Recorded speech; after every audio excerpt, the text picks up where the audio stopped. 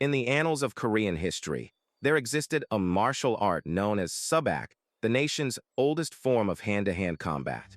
It was a brutal and comprehensive discipline, utilizing every part of the body as a weapon to utterly defeat an opponent.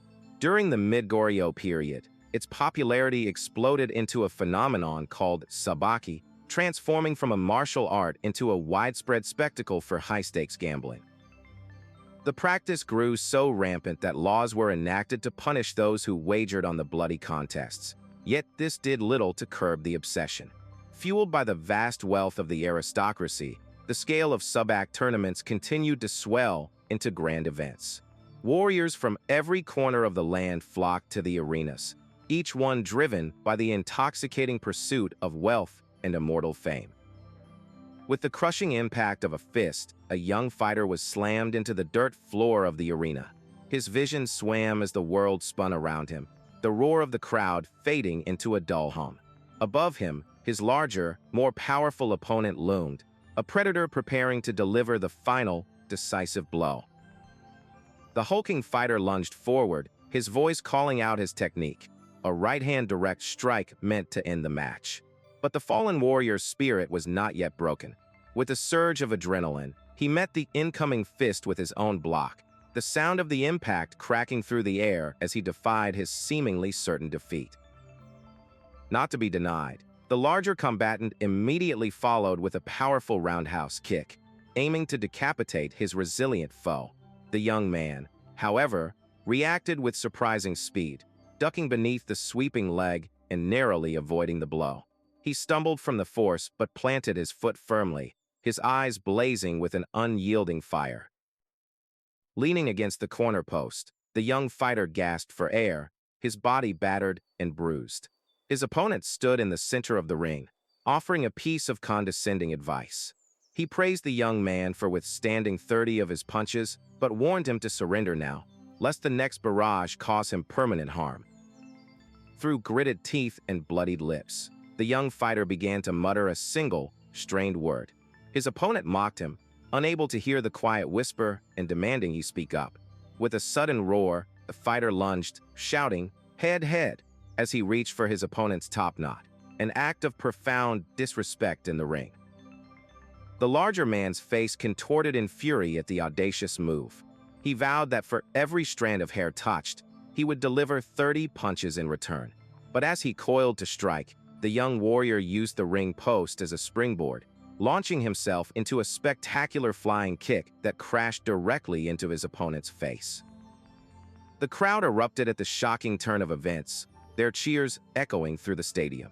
This was not just a lucky shot, but part of the young fighter's brutal strategy.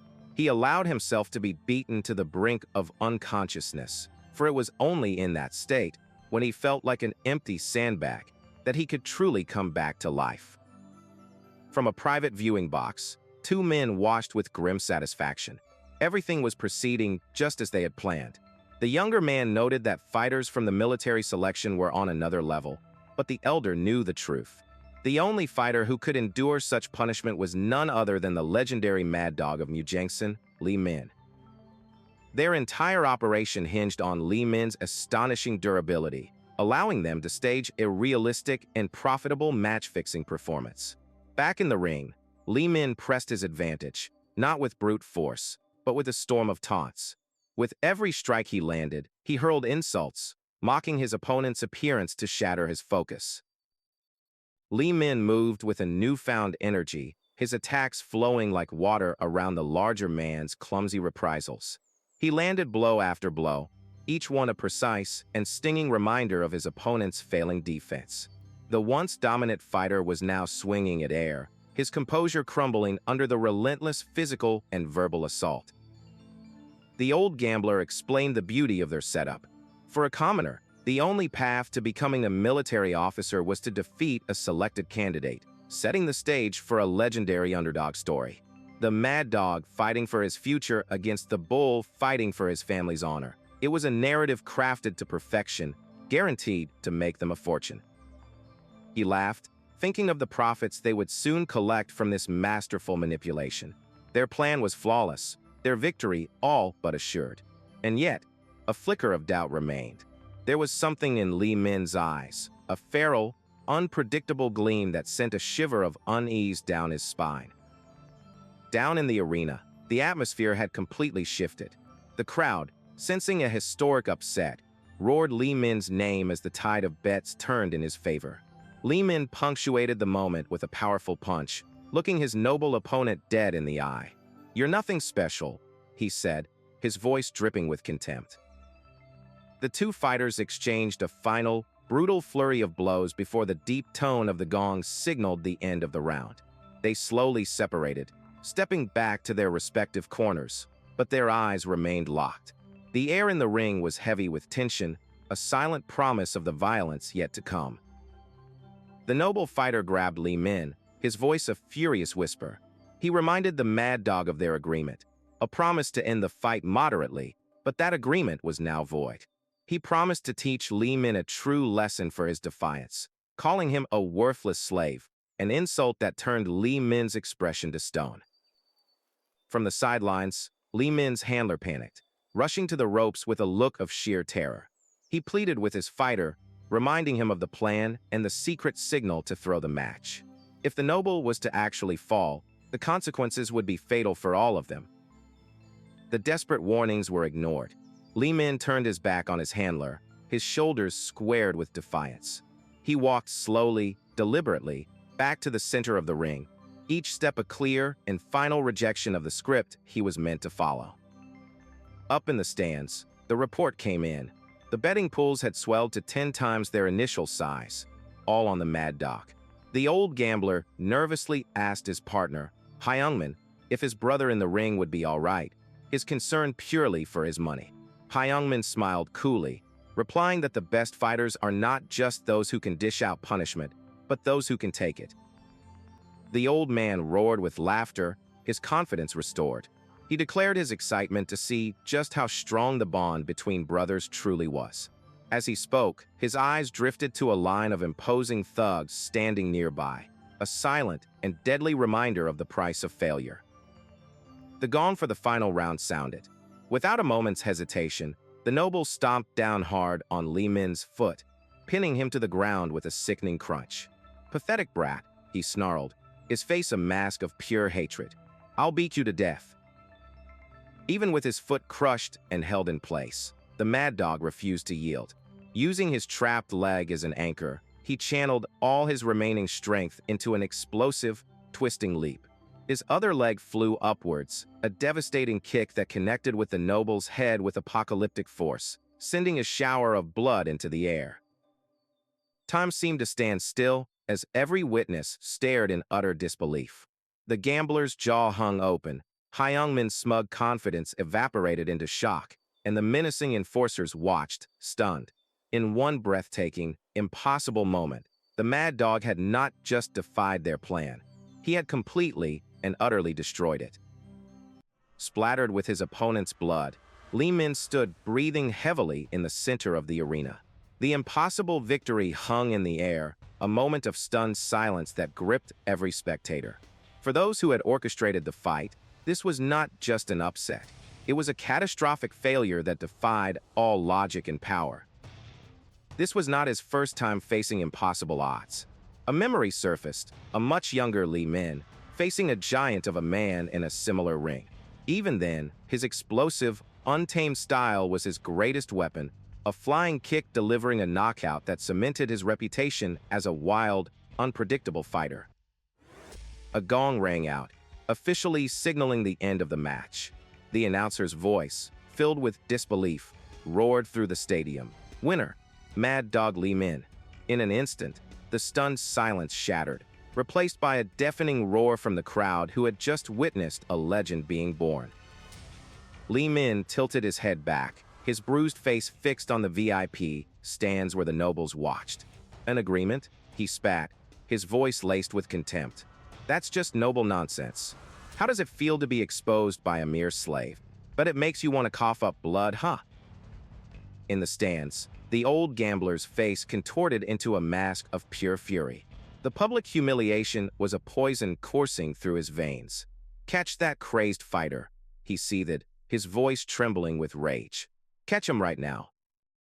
His rage was so absolute, so uncontrollable, that the ceramic cup in his hand shattered under the pressure. The sharp fragments were a physical manifestation of his broken pride and the violent retribution he planned to exact. This was no longer about money. It was about power. Elsewhere in the crowd, a man with a scarred face, his features hidden by a wide-brimmed hat, watched the chaos with cold, calculating eyes. He turned to his subordinate, his voice low and steady.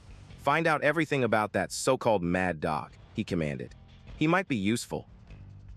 Later, the scarred man and his follower made their way up a long, winding staircase carved into a mountainside. Their destination was a secluded temple-like compound, a place of power far removed from the dirt and noise of the gambling den. A new player was moving his pieces on the board. The scene shifted to a dark, cold chamber. Lee Min and his brother, Hyung Min, were bound and suspended from the ceiling. The old gambler paced before them, his voice a venomous hiss. "Even a dog recognizes its owner after 5 days. And yet, you dare to betray your masters? I'll make you beg for death instead." The gambler's cruel gaze fell upon Lee Hyung Min. "Start by crushing that one," he ordered, pointing a trembling finger. "Your brother's demise will be on your hands. Watch closely, Mad Dog." On his command, an enforcer swung a heavy wooden club, striking Hyung Min with a sickening thud. As the brutal beating continued, Lee Min thrashed against his restraints, screaming in helpless fury. "Don't do it! Stop! I said stop!" he roared, his voice cracking with desperation. "It's my fault. Hit me instead, you cowards!" His pleas were ignored.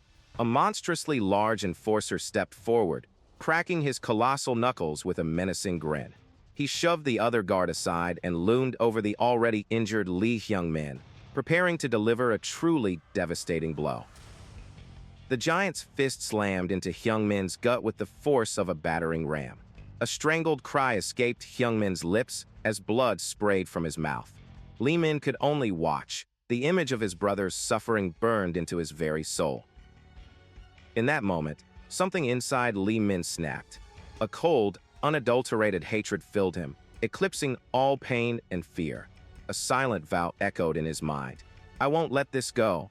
I'll kill them all." He strained against the ropes, his entire being focused on a single, future moment of vengeance. Suddenly, a series of thunderous bangs erupted from the chamber doors. The gambler and his men turned, startled, as the heavy doors splintered and burst inward. A guard flew back, thrown by the sheer force of the intrusion. Framed in the ruined doorway stood the scarred man from the arena, his expression unreadable. He stepped calmly into the room and addressed the stunned gambler. "Elder, it's been a while." The gambler stared, his mind racing to understand. "Lee Go, what brings you here?" Lee Go slowly removed his hat, revealing his scarred features and the cold eyes of a predator. "I hear you're still making a fortune off gambling, Subak," he said, his tone deceptively casual. The gambler narrowed his eyes, knowing this was no social call. "I doubt the Yongo guard is here for that. State your business." A thin smile touched Lee Go's lips. Still as impatient as ever, he mused, before his eyes flickered towards the suspended captives. "I'm here for these men. I'll be taking these 3 with me." The gambler clutched his robes, his composure cracking. "Listen, I think you're mistaken. Even if you're a soldier of the palace, interfering in the affairs of local lords is beyond your authority." His enforcers moved to back him up, creating a wall of muscle and menace. With a sneer, the gambler drew the line. "I'm telling you not to cross it." Unfazed, Lee Go simply turned his head and called out to his subordinate. "Hey!" The man immediately responded, "Yes, sir." The subordinate approached the gambler and whispered in his ear, while Lee Go explained the offer. "That amount should be twice what you lost because of them." A heavy pouch of coins was offered as compensation, an attempt to smooth over the wounded pride with gold. The gambler let out a wild, maniacal laugh. "Twice the amount," he cackled, before his face twisted into a mask of pure rage. "Do you think I'm doing this over a measly sum of money?" he bellowed, his voice echoing in the tense room. He pointed a trembling finger at Lee Min and his companions. "Those lowly curs humiliated me. This isn't something money can fix. His honor had been challenged, and only brutal punishment would satisfy his thirst for retribution. As the gambler raged, Lee Hyung-min unleashed a final, desperate surge of strength. With a guttural roar, the thick rope binding his wrists tore apart. He landed on his feet, free, as the stunned guards reacted. "What? Seize them!" In a blur of motion, Lee Min and his brother, now both free, became a whirlwind of destruction.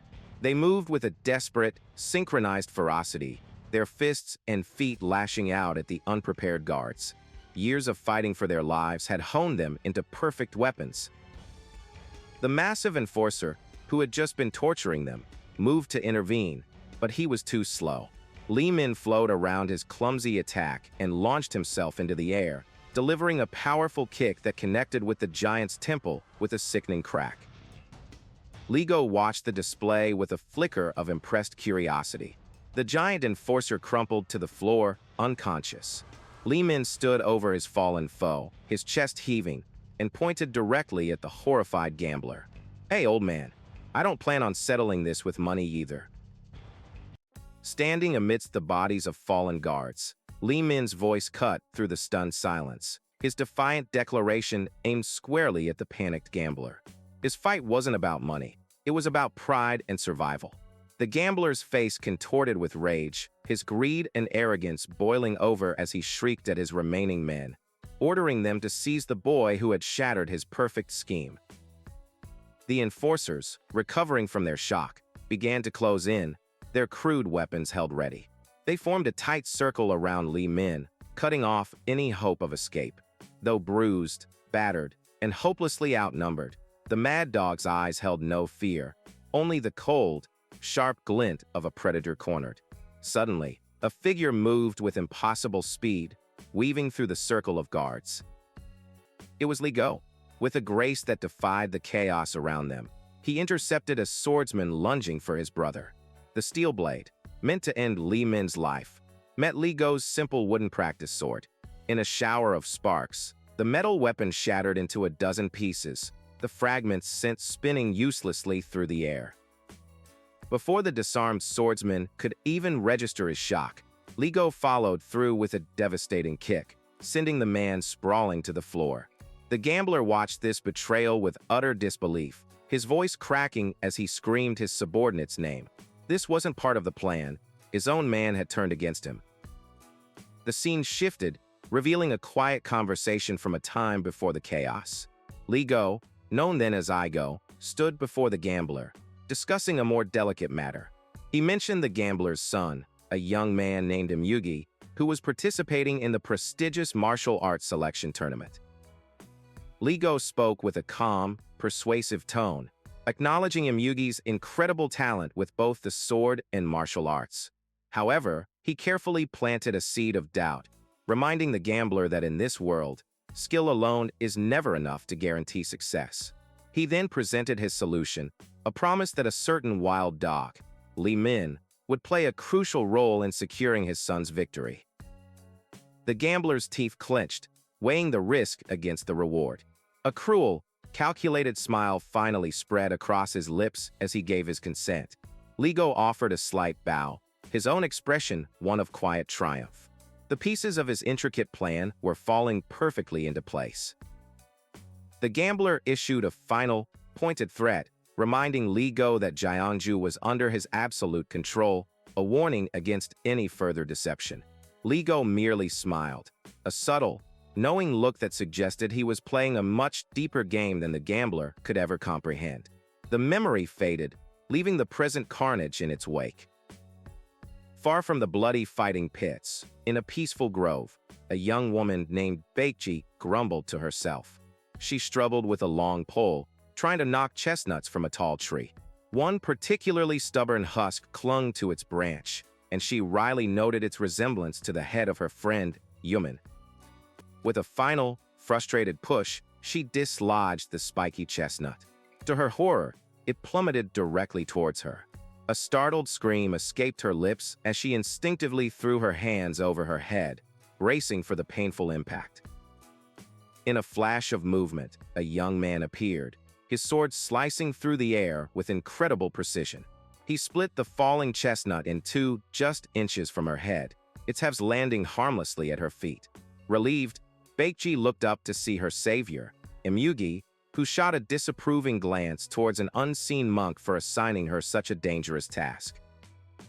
The two friends exchanged warm greetings under the setting sun. After a flurry of questions, Imyugi explained his presence in Jeonju.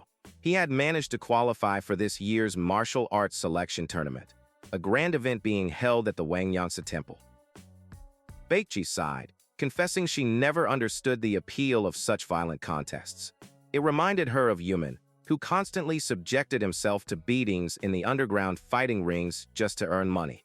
Imyugi listened, his knowing smile suggesting he was well aware of Yumin's brutal lifestyle. A shadow of concern crossed Baekji's face. Yumin had a fight scheduled for that day, yet she had heard no news, and a deep worry began to set in.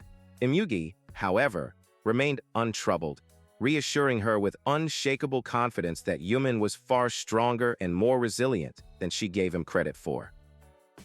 Despite his words, Baekji couldn't shake the image of Yumin as a reckless child who needed constant supervision. Her thoughts were interrupted as she noticed the sky turning dark and ominous. A storm was brewing, and she urged Imyugi to hurry back before the rain began. The story flashes back to Yumin, slumped against a stone wall, beaten but not broken. He was in the middle of a tense conversation with Li Go, who was explaining the complex political struggles between noble clans and martial families. Yumin cut him off, his voice raspy but firm. He didn't care for politics. He only wanted to know one thing. Why had Li Go saved his life? Li Go looked at the battered fighter with a mix of respect and calculation. He complimented the Mad Dog's skill, then revealed his true purpose. He was formally inviting Yumin to enter the martial arts selection tournament. The proposition struck Yumin with the force of a physical blow, leaving him wide-eyed and speechless. The offer came with a specific mission. Yumin was to face Du Jiangsong, a pawn of the corrupt nobles, and injure him so severely he could no longer compete. Winning the match itself was irrelevant. Yumin processed the command, a slow, dangerous grin spreading across his face as a wild ambition took root. What if you won? Li Go was taken aback by the question. Yumin's ambition went even further. What if he took down not just his target, but everyone in his path? Could a brawler from the gutters, someone like him, truly rise to become a military officer? The sheer audacity of the thought caused Li Go to erupt into a fit of genuine, unrestrained laughter. Wiping a tear from his eye, Li Go confirmed that he had judged Yumin's character perfectly. He explained that the tournament was more than a competition. It was a ruthless battlefield for power and influence. If Yumin could claw his way to the very top, his origins would no longer matter. No one would dare question the champion. A fire ignited in Yumin's eyes. This was his chance, the one opportunity he had been fighting and bleeding for his entire life. He vowed to seize it and end their miserable existence once and for all. His thoughts then drifted, and he wondered aloud when Baekji would arrive. As the first drops of rain began to fall, Baekji and Imyugi hurried down a wooded path. Peeking out from under a shared cloak, Baekji spotted Yumin waiting for them. She rushed forward, a mix of relief and light-hearted annoyance in her voice as she asked what had kept him so long. She immediately began to fuss over him, scolding him for being soaked and covered in fresh injuries. Yumin simply grinned, brushing off her concerns with an infectious excitement about the day's events. As Imyugi approached, Yumin greeted him with a sharp, toothy smile, teasing him about dropping his noble pretense. Yumin excitedly declared that he, too, was entering the martial arts tournament, instantly creating a palpable tension with Imyugi. The two rivals began to posture, their old animosity flaring up as they challenged each other on the spot. Exasperated, Baekji threw her hands up and stepped between them, demanding to know if fighting was the only thing they could ever talk about. Her intervention broke the standoff. Seeing the late hour, Baekji announced she had to leave, but not before pulling Imyugi aside. With a look of sincere concern, she made him promise to watch over Yumin during the tournament and keep him from getting hurt. She then turned to Yumin, giving him a stern warning to take care of himself before she finally departed.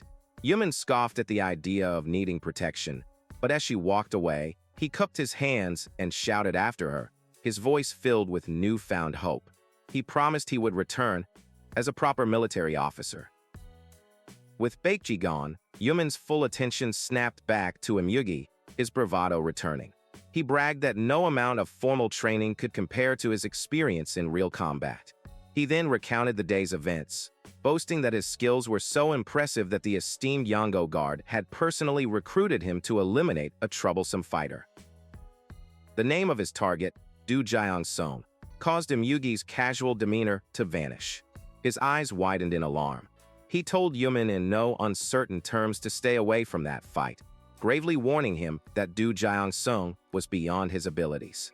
Yumin erupted in fury, incensed that even his old rival was looking down on him after he had fought so hard for this singular chance. Imyugi explained the terrifying truth. Du Jiang-sung was known as the Iron Man, a monstrous warrior who was systematically dismantling the 10 great martial families of Goryeo. He warned that Yumin was being set up, used as a disposable pawn for some hidden agenda. Unwilling to listen, Yumin pointed a defiant finger at him, vowing to show up and prove everyone wrong. As Yumin stormed off, Imyugi stood frozen, the pieces of a horrifying puzzle clicking into place. The Yongo guard was looking for a fighter to pit against Du Jiang-sung. The implications were chilling. He realized with dreadful certainty that if Yumin, in his reckless ambition, went through with this, he would almost certainly die. Elsewhere, the man in question, Du Jiang-sung, stood with an imposing calm. His physique was a testament to his power, every muscle corded and dense like iron. An attendant observed that their enemies were interfering with the tournament, acknowledging that the coming fight would not be an easy one. Another warrior standing with him remained unfazed, stating that their plans remained unchanged. Du Jiang-sung agreed, his hand resting on the hilt of his massive blade. With cold resolve, he declared that if their opponents chose to make the first move, it would only make eliminating them that much simpler. The two men strode through a desolate courtyard, the ground littered with the bodies of those who had foolishly stood against them. Their path was clear, their purpose absolute. By relentlessly pursuing their foes' actions, they would inevitably unmask the true mastermind pulling the strings from the shadows. In a time before the brutal underground rings, a younger Yumin listened with wide-eyed excitement to news of a military officer sub-act tournament. His friend, sharing their cramped and leaking hovel, teased him about his grand aspirations. For Yumin, this was more than a dream. It was the one and only path out of their squalid existence, a chance to finally live in a home that didn't betray them with every rainfall. The fleeting moment of hope was shattered by the sharp crack of a fist against the floor. Yumin's brother, Li Go, regarded him with a grim, weary expression. He cautioned Yumin against such naive optimism, reminding him that people in power were far more calculating than any merchant. A deal that seemed too good to be true for a lowborn was always a trap. Yumin, however, saw no trap, only opportunity. He casually revealed the single condition for his entry. All he had to do was cripple a man named Du Jiang-sung. The name fell into the small room like a stone, and the atmosphere instantly froze. His brother and friend stared in absolute horror, their faces draining of all color. Confused by their sudden terror, Yumin demanded to know why the name instilled such fear. Li Go lunged forward, grabbing his brother's collar with trembling hands. He desperately tried to make Yumin understand that Du Jiang-sung, the Iron Man, was a monster beyond his comprehension. He warned that Yumin was nothing more than a disposable pawn in the noble's political games, a tool to be broken and discarded. But Yumin's resolve was absolute, a wall against which his brother's frantic warnings crashed and broke. He cared nothing for politics or the schemes of nobles. His goal was singular and pure. As Li Go screamed at him to wake up and recognize this was a fight for his very life, Yumin simply prepared himself, his mind already set on the path ahead. With a steely gaze, Yumin reminded his brother of the very words that had driven him from home. Li Go himself had once said that living as a slave was a fate worse than being a dog. and that Subak was their only path to freedom. Declaring he would rather die fighting than live in chains, Yumin turned and stormed out, leaving his brother choking on his own dire advice. Panic filled the room, but as their friend worried about Yumin's fate, a cold, hard resolve settled over Li Go. He could not let his brother walk into this alone. A dangerous plan began to form, born of desperation and loyalty. They would not wait for the inevitable. They would strike first and take down the Iron Man themselves. Elsewhere, a tense conversation unfolded on a quiet balcony overlooking the city. The young noble, Hyungmin, questioned his father's sudden decision to stop betting on the underground fights. The old man replied cryptically, stating his intention to cut ties with the underworld if his son succeeded in becoming a military officer. Hyungmin wasn't convinced by his father's sudden change of heart. He pressed further, his voice sharp with accusation as he confronted the old man with a terrible truth. He knew about the secret deal, the betrayal. He knew his father had sold Yumin to the Yongo clan. The accusation hung in the night air, and Hyungmin demanded the deal be canceled. The father's calm facade finally cracked, erupting into a furious tirade. He lashed out, his voice filled with venom, screaming at his son for associating with those he considered beneath them, a lifetime of bitter prejudice boiling to the surface. The old man's rage then subsided into a sorrowful lament. He spoke of a time when their family name commanded respect, when they were the pride of Jeonju. Now, he seethed, they were treated like dirt, forced to bow to central nobles who had usurped their power and legacy. His voice grew fervent, possessed by a desperate ambition. He preached to his son that survival demanded strength, wealth, and absolute power, and that great ambition required even greater sacrifice. He commanded Hyungmin to focus only on his goal, for an era of great violence was coming, and with it, a chance to reclaim their rightful place. The next day, the morning of the match, the grand pagoda of the tournament grounds loomed under a clear sky. Yumin, now dressed in the official fighter's uniform, found it stiff and unfamiliar. He complained that he'd rather fight shirtless, warming up with a series of powerful, lightning-fast kicks that showed his body was more than ready for the battle to come. The scarred official, Hyuk, approached with a sinister smile, reminding Yumin of his purpose. Yumin's reply was sharp and confident, his focus unwavering. He remembered the mission perfectly: find Du Jiang-sum and cripple him beyond repair. Pleased with his fighter's bloodlust, Hyuk tossed him a small, cloth-wrapped bundle. He called it a special pill from a famous doctor, an elixir that would supposedly enhance his strength and ensure his victory. The offer was a serpent's whisper, promising power while hiding its true, venomous intent. Yumin caught the small pouch, a flicker of doubt crossing his features. His own strength had carried him this far. Did he really need some mysterious concoction to win? He opened his hand, staring at the small, dark pill as if weighing his pride against the orders he was given. The thundering beat of a drum echoed through the tournament grounds. An official's voice boomed, declaring the opening of the 6th Military Officer Selection Sub-Act Tournament. The first match of the first round was called Yumin of Mujangsan versus the infamous Bloodstorm Sword, Jang Sambek. Yumin stepped into the arena, a cocky smirk playing on his lips, completely unintimidated. From the stands, Hyuk confirmed to a companion that this was indeed the crazy dog they recruited. The companion scoffed, lamenting that they'd gone to so much trouble only to risk their pawn being eliminated before he could even reach his target. The danger was real. Jang Sambek wasn't just another fighter. He was one of the favorites to win the entire tournament. Yet, Hyuk's confidence didn't waver. He simply smiled, knowing that in a true fight, reputation and predictions meant nothing. At the center of the arena, the referee issued a final warning against eye gouging and groin attacks, tactics that were Uemin's specialty. Jang Sambek looked down on him with disdain, remarking that this tournament's low standards allowed brutes to run wild. He arrogantly vowed to teach the lowborn a lesson about status, but Yumin only offered a simple, chilling warning: watch your back. The fighters took their positions on the vast, empty platform. Yumin glanced toward the crowd, a brief, almost imperceptible shadow of disappointment crossing his face. His brothers hadn't come. For a fleeting moment, he was truly alone, with only himself to rely on. The referee's fan sliced through the air, signaling the start of the match. Yumin immediately charged, a feral blur of motion. The spectators watched in stunned silence. Even Hyuk, who knew of his reputation, was captivated.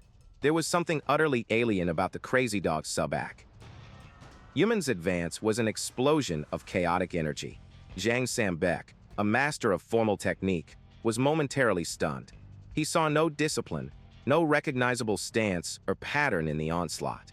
He quickly dismissed the attack as nothing more than the reckless flailing of an untrained animal. Zhang Sambek easily sidestepped the wild charge and grabbed Yumin's tunic, ready to counter.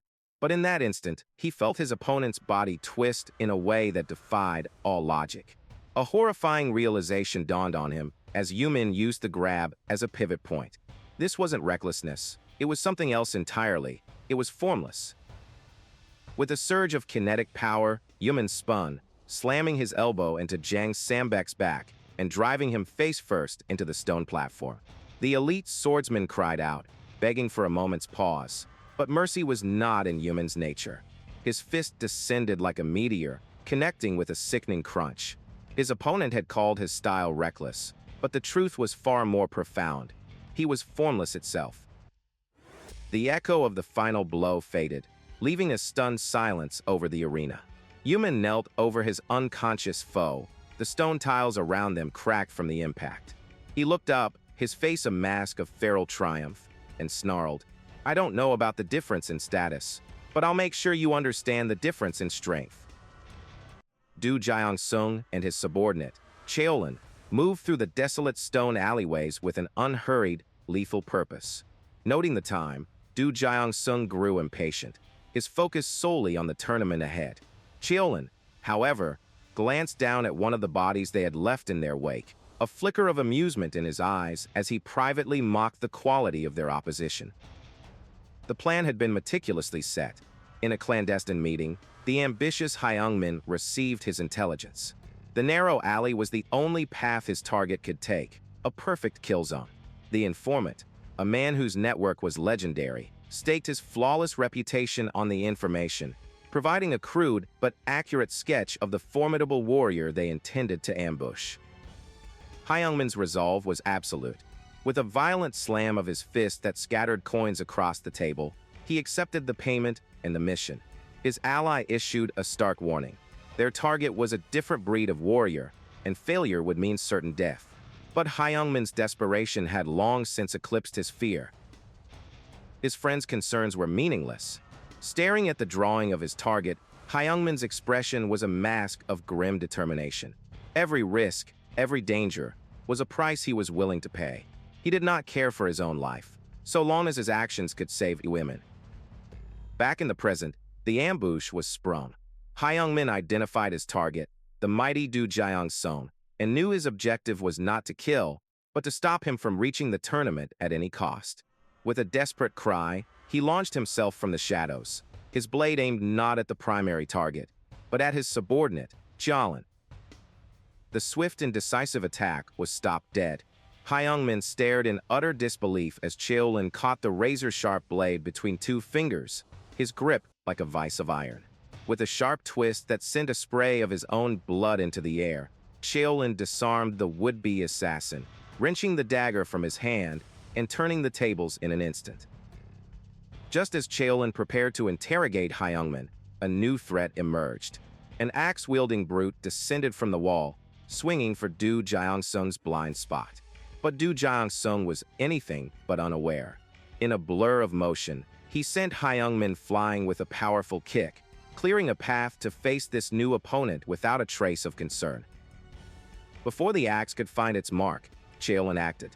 With a contemptuous flick of his wrist, he hurled Hyungmin's own dagger through the air. The blade flew true, embedding itself deep in the axeman's hand with chilling precision. The man screamed as his weapon clattered uselessly to the ground, the coordinated ambush utterly dismantled. Slumped against the stone, defeated, Hyungmin realized how clumsy and amateurish their attack had been. Du Jiang-sung glanced at the pathetic scene with disdain, his mind already back on the tournament schedule.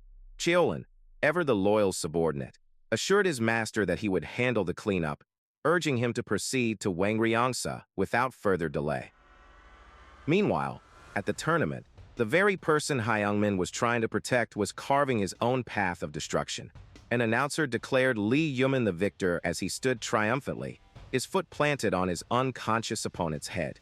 From the stands, Hyungmin's friend watched in dismay, realizing his warnings had been ignored. Yumin had entered the deadly contest.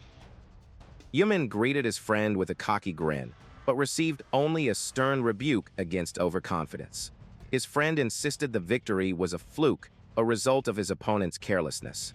Unfazed, Yumin gestured dismissively toward the fallen warrior, letting the brutal outcome speak for itself. "Watch the next match," Yumin challenged, his tone shifting to one of intense focus. "Then you will see real skill." As his friend looked on in confusion, the name that had set so many events in motion was finally spoken aloud. Du Jiang-sung was entering the arena. A predatory fire ignited in Yumin's eyes. This was the true test he craved. But as Yumin moved to get a better view, his path was suddenly blocked by a mountain of a man, a hulking figure whose presence was a challenge in itself. The giant's command was simple and absolute. "Move." Spectators murmured, acknowledging the ferocity of the mad dog, but sensing a more dangerous confrontation was about to begin. A plotter in the crowd smirked, confident Yumin would never reach Du Jiang-sung. The giant was his recruit, the legendary Gu Dale. Known as a butcher who could wrestle bears, his true identity was far more fearsome. A warrior from the fallen O nation, master of a fighting style unknown in these lands. Gu Dale stared down at the much smaller fighter, his voice a low rumble. "I told you to move." Yumin met his gaze without a hint of fear, his own voice sharp with defiance. "And what if I don't?" A slow, predatory smile spread across Gu Dale's scarred face. This was precisely the answer he had been hoping for. With no further warning, Yumin exploded into action, his foot connecting with the side of the giant's head in a vicious kick. The impact would have felled any normal man, but Gu Dale barely moved. He simply gritted his teeth, absorbing the blow as if it were a mild annoyance. A flicker of recognition crossed the giant's face. So this was the infamous Mad Dog. As Yumin launched into the air for an even more powerful spinning kick, Gu Dale's massive hand shot out and clamped onto his ankle, stopping the attack cold and trapping him in midair. With Yumin caught in his unbreakable grip, Gu Dale used the fighter's own momentum against him. He spun on his heel, swinging Yumin around like a child's toy before releasing him. The Mad Dog was sent hurtling through the air, completely overpowered and helplessly outmaneuvered. Yumin slammed into the hard ground, the breath knocked from his lungs. In the crowd, the man named Wabang watched with grim satisfaction, recognizing the technique. It was Bahoda, Mongolian wrestling, forged in real combat. He was certain of it now. With this combination of monstrous power and unknown techniques, Gu Dale was unstoppable. An official shouted a warning, threatening disqualification. As his friend rushed to his side, Yumin spat out defiant excuses, blaming his loss on being caught in midair.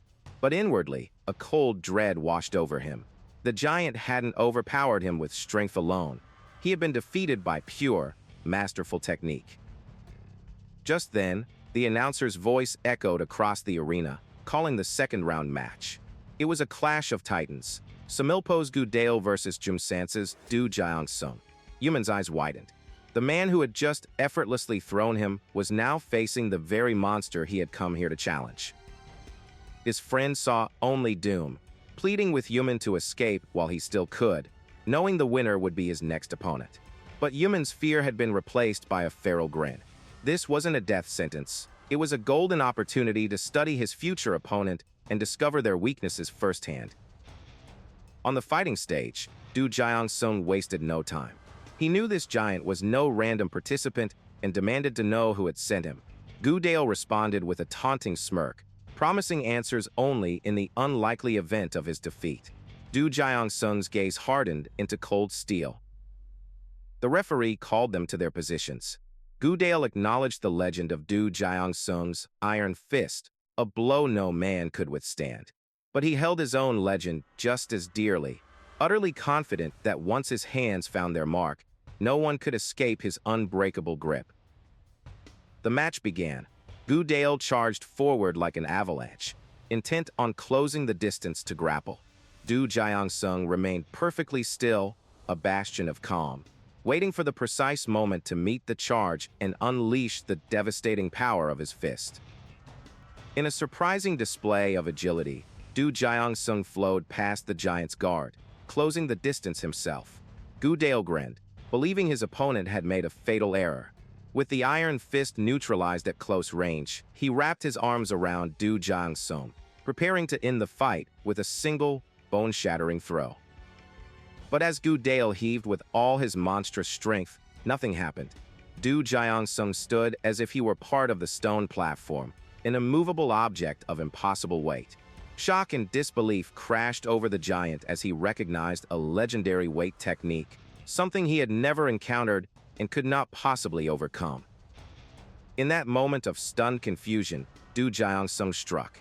His fist connected with a sound like shattering rock, sending a spray of blood and teeth into the air.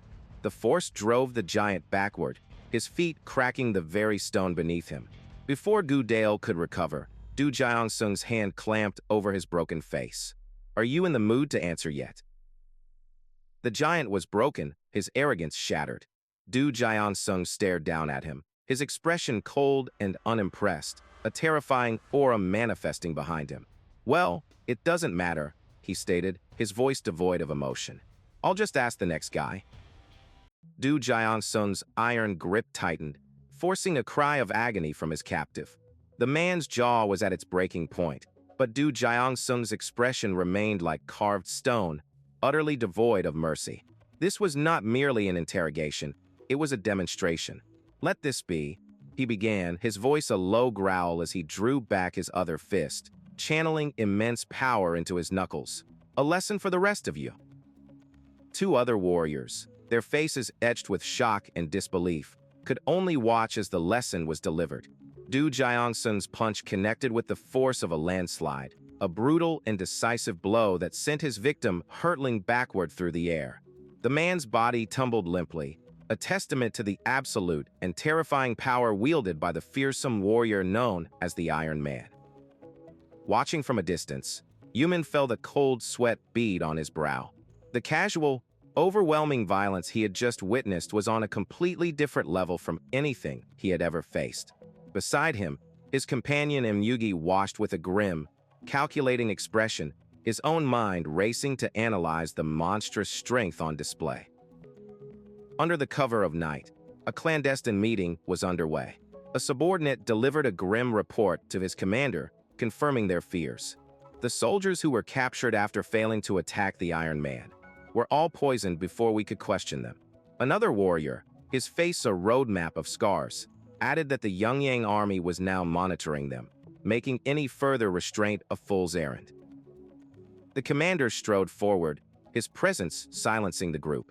He stopped before a subordinate named Chaiwan, his eyes burning with cold fury. "I don't remember giving you orders to deploy," he seethed, grabbing the man by his tunic. He pulled him close, his voice a menacing whisper. "If things go wrong, you will bear all responsibility. Do you understand?" Addressing his men, the general's voice boomed with authority. "Listen well. Anyone who acts recklessly and gives the Yunjiang army an excuse will be executed on the spot." An officer voiced the group's concern, stating they couldn't just let the Iron Man, Du Jiangsung, run free. The general, Li Wabang, turned, a calculating look in his eyes as he was asked for a plan. Li Wabang's lips curled into a confident smile as he outlined his strategy. He acknowledged that with a weapon, Du Jiangsung was an unmatched force. However, in Subak, empty-handed combat, the story was different. His eyes blazed with conviction as he declared his master stroke. "I will bring a monster of bare-handed combat to defeat him." The scene flashed back to the aftermath of that plan's failure. Gu Dale, the great master of wrestling, lay broken and unconscious on the stone platform. The camera found Li Wabang in the crowd, his earlier confidence utterly shattered and replaced with stunned disbelief. His champion, his supposed monster, had been defeated in a matter of seconds. The scarred warrior, however, looked entirely unsurprised, a knowing smirk on his face. He remarked that a master who abides by the rules of wrestling could never hope to beat the Iron Man. His gaze drifted across the arena, landing on Lee Yumin. "That's why we need someone who doesn't play by the rules," he mused with a dark chuckle. Imyugi analyzed the brief, brutal fight with a strategist's eye. He recognized that Du Jiang-sung had intentionally baited the wrestler, a tactic only usable by someone supremely confident in their defense. He turned to Yumin with a stern warning. "Never step into Du Jiang-sung's striking range first." Yumin simply turned, a defiant look on his face, and replied, "You're wrong." With unsettling insight, Yumin explained his own analysis. The fight was over from the first hit. He described how Du Jiang-sung's right-hand punch had aimed precisely for the temple, a critical blow that instantly destroyed the giant's balance. After that single, perfect strike, Gu Dale was already defeated, unable to exert his full strength. Imyugi's eyes widened in realization. Yumin was right. Du Jiang-sung hadn't risked being grabbed. He had simply identified and exploited a fatal weakness from the outset. A startling thought struck him. Perhaps Yumin's own victory against the elite swordsman Jang Sambek wasn't just luck. Perhaps this wild youth possessed the same terrifying battle instinct. Imyugi turned to leave, stating he needed to analyze his own opponents in the other brackets. Yumin scoffed, accusing him of being sentimental, before his tone grew serious. "But if I defeat Du Jiang-sung, does that mean I might have to fight you?" The question hung in the air, met only by Imyugi's quiet, heavy response. "Maybe." As Imyugi walked away, the two warriors exchanged names, a silent acknowledgement of their potential future clash. "Li Min," Yumin called out, using his formal name. "Imyugi," the other replied, glancing back over his shoulder with a faint, challenging smile. "Don't lose," Yumin responded with a sharp, toothy grin, brimming with untamed confidence. The tournament bracket confirmed the inevitable. An announcer's voice thundered across the arena, calling the first match of the second round. Jumsun Temple's Du Jiang-sung versus Mu Jangsun's Lee Yumin. The two fighters stood opposite each other, the towering, muscular form of the Iron Man dwarfing the lean, feral figure of the Mad Dog. Du Jiang-sung looked down at his opponent, his expression a mask of contempt. "Are you also one of the Wuxian's dogs?" he asked, his tone dripping with condescension. The insult struck a nerve. Yumin's face contorted with rage, his voice a sharp bark as he shot back. "For someone so smart, your mouth is awfully crude. Who are you calling a dog?" With a flicker of annoyance, Du Jiang-sung offered a cold apology, stating it was fine as long as Yumin wasn't hired to take him down. Yumin's anger was suddenly replaced by a predatory grin. "If their goal was just to eliminate me," he taunted, "do you think they would have hired Mu Jangsun's Mad Dog? Killing me, though, that's a different story." As the referee called them to their positions, Yumin's focus narrowed, his eyes locked on his opponent. He didn't care about talent or training. This fight would be won by something more primal. "You won't surpass my desperation," he vowed internally. The moment the match began, Yumin exploded from his stance, launching himself across the arena like a cannonball. Leaping through the air, Yumin threw a powerful, committed punch aimed directly at Du Jiang-sung's head. But the Iron Man's reflexes were inhuman. In a blur of motion, his own massive fist met Yumin's, effortlessly deflecting the blow. Yumin's eyes widened in shock at the ease with which his all-out attack was neutralized. Du Jiang-sung's counter was immediate and devastating. He slammed his fists into the ground, shattering the stone tiles and kicking up an immense cloud of dust and debris. Within this swirling storm, he unleashed a barrage of strikes, not at Yumin, but at the platform itself, turning the arena into a chaotic vortex that completely obscured his smaller opponent from view. Peering into the blinding dust, Du Jiang-sung tensed, bracing for the inevitable attack. "Is he trying to block my vision?" he thought, anticipating a middle punch or an upper strike from the haze. He prepared to meet the assault head-on, his expression hardening with lethal intent. disappear with the dust, he muttered, ready to end it. But Yumin's strategy was far more cunning.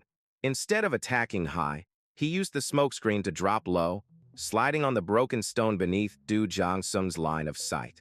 Planting his hand for leverage, he twisted his body and launched a powerful, sweeping kick aimed at the Iron Man's ankles, a brilliant attack that completely bypassed his opponent's guard. The unexpected strike connected with immense force, sweeping Du Jiangsung's legs out from under him. The giant warrior crashed to the ground, his invulnerable posture broken for the first time.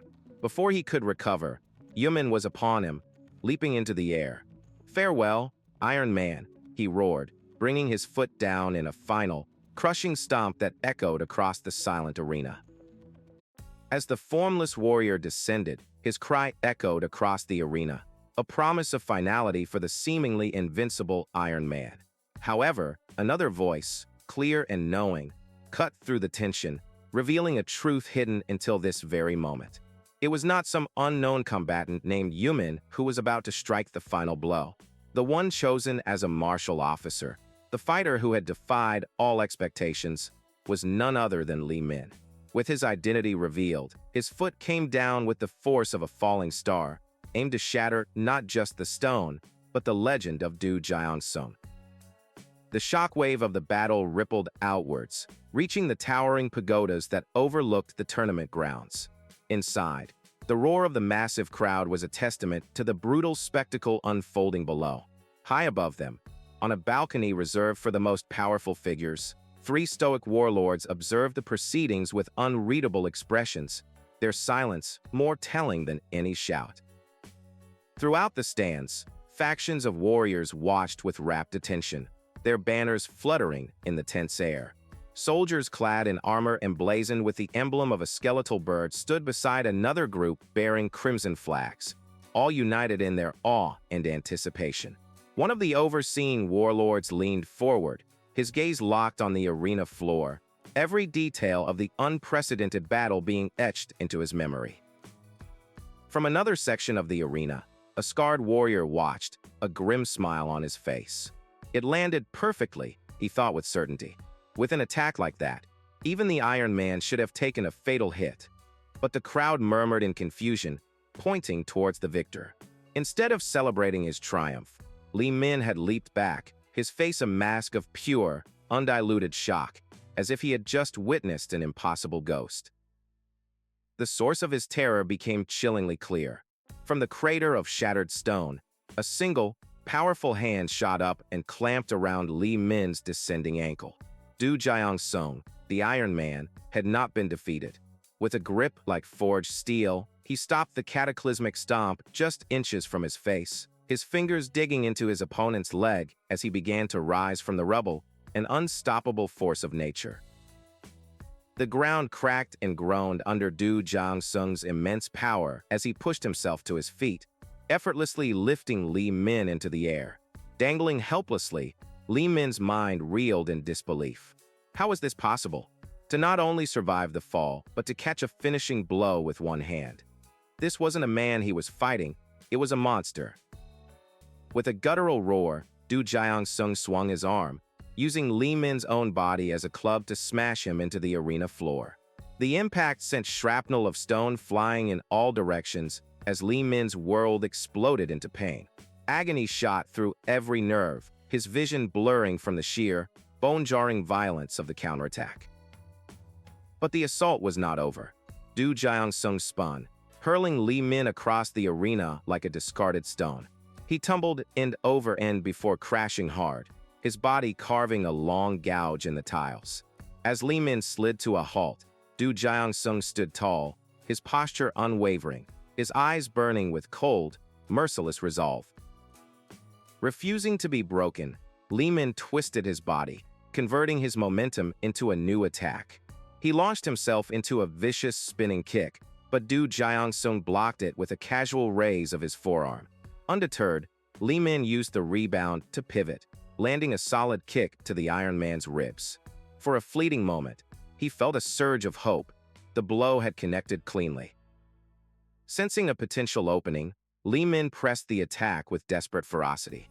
His movements, They're slowing down, he thought, hope fueling his tired limbs. He became a blur of motion, a tempest of fists and feet that hammered against Du Jiangsung's body. Each strike landed with a sickening thud, drawing sprays of blood as the Iron Man was forced to endure the relentless barrage. Li Min funneled every last ounce of his strength into one final, decisive punch, his voice raw with effort. "This is the end," he screamed. The blow connected squarely. Yet, as the dust cleared, his hope shattered. Du Jiangsung stood firm, his expression merely hardened by the assault, completely and utterly unharmed. A cold dread crept into Li Min's heart. What? He's completely fine. Panic seized him. His instincts screamed at him to flee, to dodge, but his body was frozen in disbelief. Du Jiangsung's counter was immediate and overwhelming. A brutal kick that snapped his head back, followed by a blinding flurry of consecutive strikes from the left and right. There was no time to think, no way to defend against such impossible speed and power. Li Min raised his arms to block, but the force of the punches shattered his guard. The impact sent him hurtling backward, a ragdoll thrown across the expansive arena. He tumbled helplessly, his body skipping across the stone tiles before finally coming to a stop, leaving a trail of broken earth in his wake. He tried to push himself up, but his hands shook uncontrollably. A white-hot pain flared in his arm, and a horrifying thought crossed his mind. Did my arm fracture just from blocking that punch? He knelt, defeated, gazing up at the colossal figure of Du Jiangsung, who now stood over him like a silent, unforgiving god of war. Du Jiangsung looked down, his expression shifting from rage to a cold curiosity. "That's an unfamiliar sub-act technique," he stated, his voice calm. "Who are you, really?" Li Min, breathing heavily, spat back his defiance. "What does it matter to you?" His opponent offered a strange sign of respect, declaring it a waste for a warrior of his caliber to serve another. "The match is already over. Accept your defeat." The words "accept defeat" and "wait for next time" struck a dissonant chord within Li Min. For a man like Du Jiangsung, perhaps there was always a next time. But for him, who had fought for every scrap of survival, there was only now. A primal fire reignited in his soul. "For me," he growled, clenching his fists and planting his feet. "There is no next time." With a final, desperate war cry, Li Min charged. Du Jiangsung met him with an uppercut that rocked his skull, but the young warrior absorbed the blow, a manic grin spreading across his face. The Iron Man's surprise was short-lived as he spun, delivering a devastating kick that caught Li Min flush, sending him flying through the air with unstoppable force. Li Min's body slammed into the hard stone of the arena's outer wall. The impact was cataclysmic, the wall cracking and shattering around him as if struck by a meteor. He slumped to the ground, his consciousness fading, every bone in his body screaming in protest. Defeated, he lay amidst the rubble, the fight finally beaten out of him. The referee, seeing Li Min outside the ring, began the official count. 1, 2. The numbers echoed in Li Min's fading hearing, each one a nail in the coffin of his hopes. Despair consumed him. "It's over. I lost. How can I face my brothers now?" He slumped forward, the weight of his failure crushing his spirit completely. In the depths of his despair, a distant memory surfaced. He was a small boy again, bruised and battered, sitting beneath a tree. His uncle, a large man with a gentle face, stood before him. "Did you get beaten up by the neighborhood kids again?" his uncle asked. The boy looked up, his voice filled with righteous fury. "There were 6 of them. They were calling you a monster. They said slaves and monsters belong together, so I fought them." The young Li Min rose to his feet, tears of frustration in his eyes. "Uncle, you were in the war too. Why do you just put up with everything? Even if I have no power, I refuse to live being looked down on." His uncle listened patiently before speaking, his voice deep and steady. "Is that so? Then you have to win, no matter what it takes. In war, the one who survives is the one who wins. So, Min, wanting to teach you how." The memory of his uncle's words, "no matter what it takes," became a lifeline. He recalled the moment his uncle had placed a small, red pill in his hand, calling it the key to unlocking his true strength. Back in the present, his eyes snapped open. He reached into a hidden pouch, his fingers closing around that very same key. Right, he thought, a new resolve hardening his features. I have nothing to lose. Without hesitation, Li Min tossed the pill into his mouth, crushing it between his teeth with a grimace. A surge of unfamiliar energy began to course through his veins. He clenched his fist, retightening the linen wraps around his knuckles, his mind focused on a single, all-consuming thought. Since I've started this fight, I will win, no matter what. The referee gestured for the match to be called as Du Jiansung turned to leave, but a voice stopped them both in their tracks. Li Min stood, his back to the crater he'd made in the wall, his body radiating a dark, ominous aura. He brought his fists together, his eyes now glowing a hellish red. The match isn't over yet, he declared, his voice a low growl. Because this is my war. Within the sprawling courtyard of the tournament grounds, a massive crowd buzzed with anticipation. Suddenly, a thunderous voice commanded them to part, as a procession of imposing warriors cleared a path. An old man, Elder Li, the local lord of Jiangju, strode through the parted sea of people, his authority absolute and unquestioned by the common folk who could only step aside. The onlookers and lesser warriors bowed their heads in deference as the powerful retinue passed. From a high balcony overlooking the courtyard, two armored figures observed the spectacle with keen interest. One turned to his companion, his curiosity piqued by the unexpected arrival of such a high-ranking official. Why is that old man here? He wondered aloud. His companion, a more knowledgeable warrior, answered without looking away from the scene. He explained that Elder Li's son was a competitor in the tournament, though he was surprised the old lord even had a son. The first warrior clarified that the boy was adopted, a student trained at the prestigious Chongju Unjiam School. Their attention drifted to one of the fighting stages, the Eastern Arena, where the adopted son was currently engaged in combat. The warrior on the balcony looked down with a critical eye, judging the young man's stance as merely decent, not particularly impressive. His interest quickly waned, and he turned his gaze to another match, where a far more brutal and exciting battle was unfolding. On that stage, Li Min, having consumed his uncle's pill, felt an explosive power course through his veins. This pill, it actually works, he thought, his body thrumming with an energy he'd never known. With a defiant cry, he launched himself across the arena, his speed a shocking blur as he drove a powerful kick toward his colossal opponent, Du Jiansung. The force of his attack was immense, the stone floor cracking under the strain of his movements. Li Min didn't give Du Jiansung a moment to recover, pressing his assault with a ferocious barrage of kicks and punches.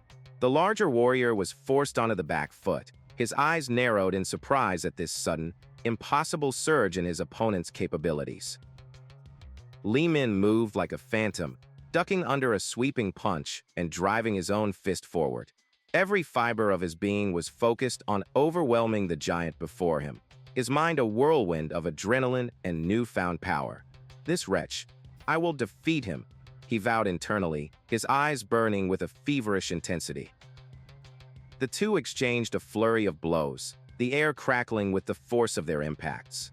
But through the haze of battle, Li Min noticed a pattern in his opponent's defense.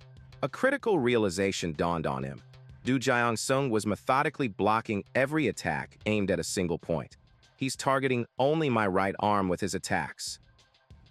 Armed with this knowledge, Li Min's strategy shifted in an instant. As Du Jiansung threw another punch aimed at his arm, Li Min twisted away, the blow whistling past harmlessly. That's not going to work, he roared, using the opening to land a clean, powerful strike that sent the giant stumbling backward, his footing broken. With his opponent's guard shattered, Li Min pressed his advantage with a savage cry. Your punches won't break through anymore, he declared, channeling all his strength into a devastating uppercut. The blow connected with the force of a battering ram, lifting the massive Du Jiansung completely off his feet and sending him flying into the air. For the first time in the tournament, the seemingly invincible Du Jiansung was completely overpowered. As he tumbled through the air, Li Min launched himself after him, refusing to let the moment slip away. With another perfectly executed kick, he sent Du Jiangsung crashing across the arena floor. Li Min landed gracefully, his opponent down. He looked over his shoulder, a bloody, triumphant grin spreading across his face as he prepared to declare his victory. But the fight was not over. Du Jiangsung rose slowly, a dark aura radiating from him as he wiped blood from his lip. "Impressive," he said, his voice a low growl. "I thought you were so great, but now you're falling apart." In a flash, Du Jiangsung closed the distance. The borrowed power from the pill was already fading, leaving Li Min vulnerable. A single, thunderous uppercut was all it took. The impact sent Li Min careening backward, his body ragdolling through the air before slamming into the hard stone with a sickening thud. The referee's voice echoed across the now-silent arena, declaring Du Jiangsung of Junsansa the winner. The warrior stood over his fallen foe, not with contempt, but with a flicker of acknowledgement. He had been challenged, and the boy's spirit had been undeniable. "Li Min," he muttered to himself, "I'll remember that name." But on the broken ground, a hand twitched. Li Min's fingers dug into the fractured stone, as while refusing to surrender to his broken body. "Not yet," he rasped, pushing himself up with a groan of pure agony. Steam rose from his battered form as he staggered to his feet, facing his opponent once more. "It's not over yet." Du Jiangsung watched, his expression hardening with a mix of awe and annoyance. His body should be at its limit, he thought. Yet he's forcing himself back up through sheer willpower. He spoke aloud, his voice cold. "Impressive. I despise the Wuxian's dogs, but I respect your fighting spirit. However, the match is decided. This is your limit. Just give up." Li Min responded not with words, but with a final, desperate act of defiance. He launched himself into the air, locking his legs around Du Jiangsung's head in a flying guillotine. With a feral scream, he began hammering his fists into the giant's face, each blow filled with the last vestiges of his strength. Enraged, Du Jiangsung roared, "You fiend!" Grabbing Li Min by the shoulders, Du Jiangsung ripped the smaller fighter from his perch. "Get a grip.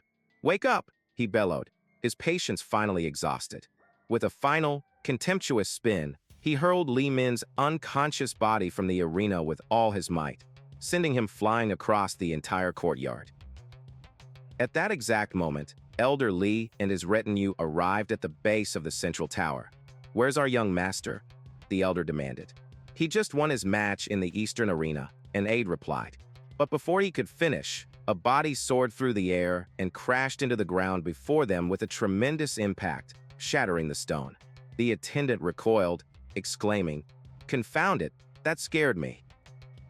Elder Li stared down at the broken form of Li Min, his face contorting in pure disgust. "Are you kidding me?" he shrieked. Looking at this one's battered state, he clearly lost and got thrown out. He turned on his underling, his voice dripping with scorn. "You have no judgment of character, giving an opportunity to someone with no foundation or background. Just because you're good at subuk doesn't mean you can change your lowly fate. A pine caterpillar should stick to eating pine needles."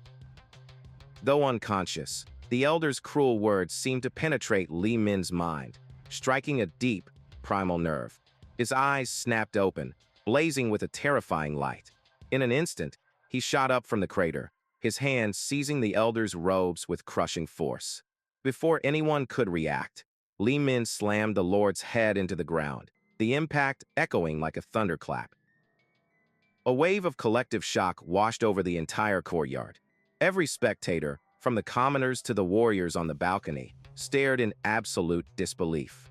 To openly attack a local lord was an act of suicidal madness. The world seemed to freeze as they watched the lowborn fighter hold the powerful elder captive on the bloodstained stone. Meanwhile, the true young master, the elder's son, was making his way through the crowd. "Father is here?" he asked his attendant with a smug smile. "Yes, young master. The Lord is waiting by the tower." His words were cut short by the sight of the chaos. The young master looked up, his jaw dropping as he saw a wild-haired youth holding his father down. The Lord's guards finally sprang into action, leveling their spears at Li Min. "Drop him now." "Let go of that hand immediately," they screamed. But their threats were meaningless. Li Min's grip was like iron, his strength far beyond what they could comprehend. Seeing the raw power in the boy's eyes, the young master could only scream in abject terror, "Father!" The young master's terrified scream echoed across the stunned courtyard. His father, a powerful lord, was now a hostage to a lowborn fighter overflowing with a demonic aura. The lord's elite guards, finally jolted from their shock, scrambled to form a perimeter, their spears leveled at the impossible scene unfolding before them. With a furious battle cry, one of the guards charged, swinging a massive polearm in a devastating arc meant to cleave a man in two. He poured all of his training and strength into the blow, expecting to end the madman's rebellion in a single, brutal strike. The weapon whistled through the air, aimed directly at Li Min's head. But Li Min, empowered by the strange pill, moved with inhuman speed. Instead of dodging, he lunged forward, catching the thick wooden shaft of the polearm between his teeth with a horrifying crunch. With a guttural snarl, he wrenched the weapon from the guard's grasp and, in a fluid, chaotic motion, unleashed his own assault, cutting down the other guards with their comrade's own weapon. The sheer force of his bite shattered the polearm's shaft, a testament to the monstrous power now surging through his veins. Discarding the broken weapon, Li Min turned his glowing red eyes back to the terrified lord still pinned beneath his hand. His objective was clear: the guards were merely an inconvenience. From the crowd, the young master could only watch in horror, his voice cracking as he screamed his father's name, a desperate plea lost in the chaos. His world was collapsing, his family's authority being dismantled by a single, impossibly strong fighter. "Li Yumin!" he shrieked, his mind unable to process the fighter's true identity. Just as Li Min prepared to finish his work, a new figure emerged from the sidelines. A scarred warrior with cold, calculating eyes stepped forward, drawing a massive, ornate blade. He moved with the quiet confidence of a seasoned executioner, his gaze locked on Li Min. With a bloodthirsty cry, he leaped into the air, bringing his blade down in a killing blow. "Die!" Suddenly, a metal chain shot through the air with the hiss of a serpent, intercepting the executioner's blade just inches from its target. The chain's wielder, another combatant from the tournament, used the momentum to vault over the fray. He deflected a second strike with a powerful kick, landing between the executioner and Li Min with astonishing agility. But his intervention was not a rescue. Before Li Min could react, the chain wielder whipped his weapon around, ensnaring the rampaging fighter's arms and legs. The heavy chains coiled tight, immobilizing Li Min completely. With a final, powerful tug, the warrior sent him crashing to the stone floor, bound and defeated. The scarred executioner, now identified as Yumin, planted his foot firmly on Li Min's back, pulling the chains taut. "How dare you attack a noble in front of so many people?" he roared, his voice filled with righteous fury. And in Yaksha, a sacred place where killing is strictly forbidden, no matter who you are, I can't let you go alive. Yumin turned his glare toward the balcony where the military officials watched. "General, grant permission for this scoundrel's immediate execution." The general, a large, armored man, grimaced. The situation had spiraled out of control, becoming a political nightmare. "Damn, this just got messy," he thought, weighing his options. The crowd erupted into a heated debate. The nobles demanded blood, while the monks insisted that an execution within the temple was sacrilege. The general felt the pressure from both sides closing in. "If I spare him, the nobles will revolt. But if I execute him, the monks won't stay silent." Making a swift decision, he raised his hand. "He deserves to die, but this is Yaksha. The execution will take place tomorrow at noon in Jianju's Grand Protectorate office." With the verdict delivered, the general gave his final command: "Imprison him." As Li Min was dragged away, bound and unconscious, Baekji stumbled through the crowd. The shock of the events caused her to drop the basket of rice balls she had prepared, her face pale with despair as they scattered across the stone. As Baekji sank to her knees amidst the scattered food, Du Jiang Song, the stoic warrior, lifted the unconscious lord, and carried him away. He paused for a moment, his dark eyes sweeping over the chaotic scene. His gaze hardened as he took in the sight of the distraught girl, a silent acknowledgement of the tragedy that had just unfolded. That night, under a full moon, Baekji stood before a guarded gate, desperately pleading with a prison guard. She offered him a precious jade pin, her only item of value. The guard sneered, questioning how a lowly servant could possess such a thing, but his greed won out. Pocketing the bribe, he granted her a brief visit. "Go on in. You've got only about 15 minutes." The guard led her down a long, dark stone staircase into the dungeon. There, in a cramped cell, sat the defeated fighter, his head bowed. "Yumin," she whispered, her voice trembling. He looked up, his eyes wide with disbelief. "Vek, Baekji." Yumin scrambled to the bars, a frantic, almost manic energy in his voice. "How did you get in here? Don't worry. I know a military officer who will get me out soon. They're saying I killed that old man, but it's a ridiculous lie, isn't it?"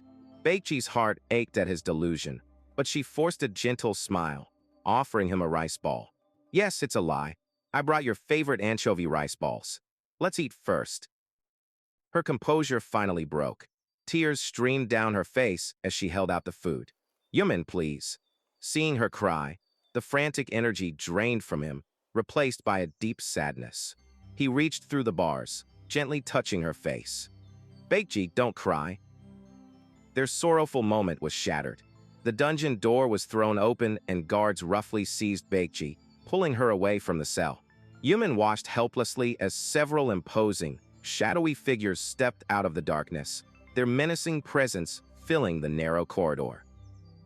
One of the newcomers, a man with a cruel smile and a stitched-up face, surveyed the scene with amusement. "What the hell? I expected a mad dog in here, but there's a stray cat too?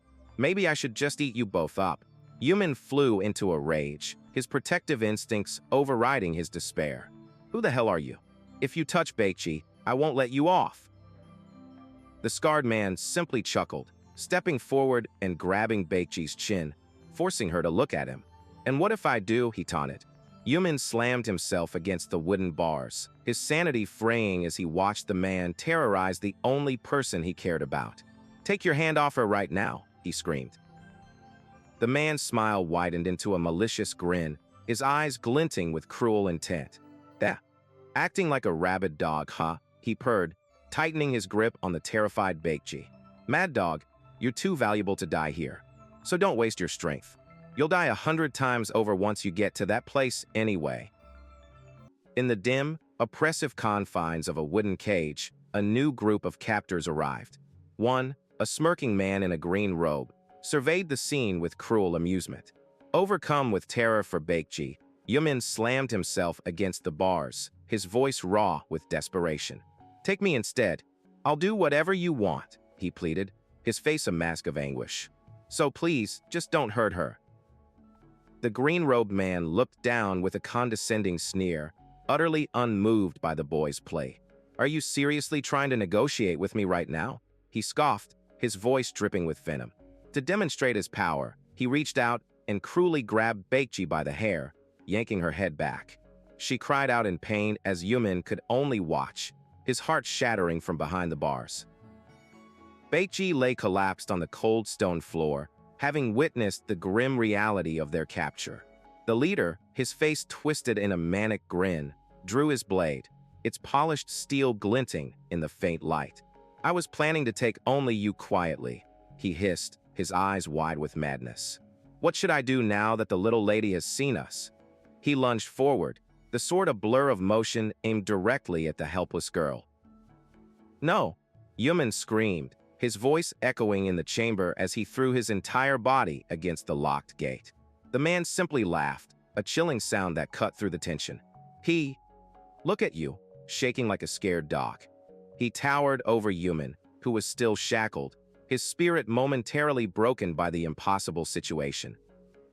His legs trembled, but the will to protect Baekji was stronger than any fear.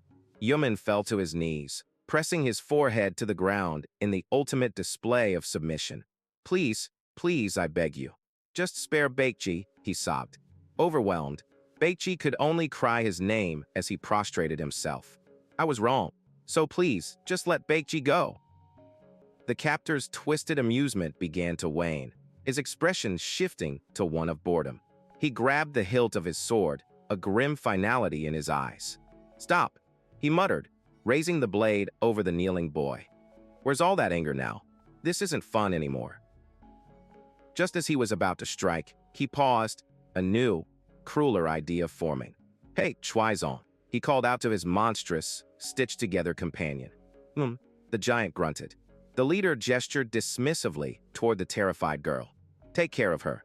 With a sinister laugh, the hulking brute stomped forward and wrapped his massive hand around Baekji, lifting her effortlessly into the air as she screamed.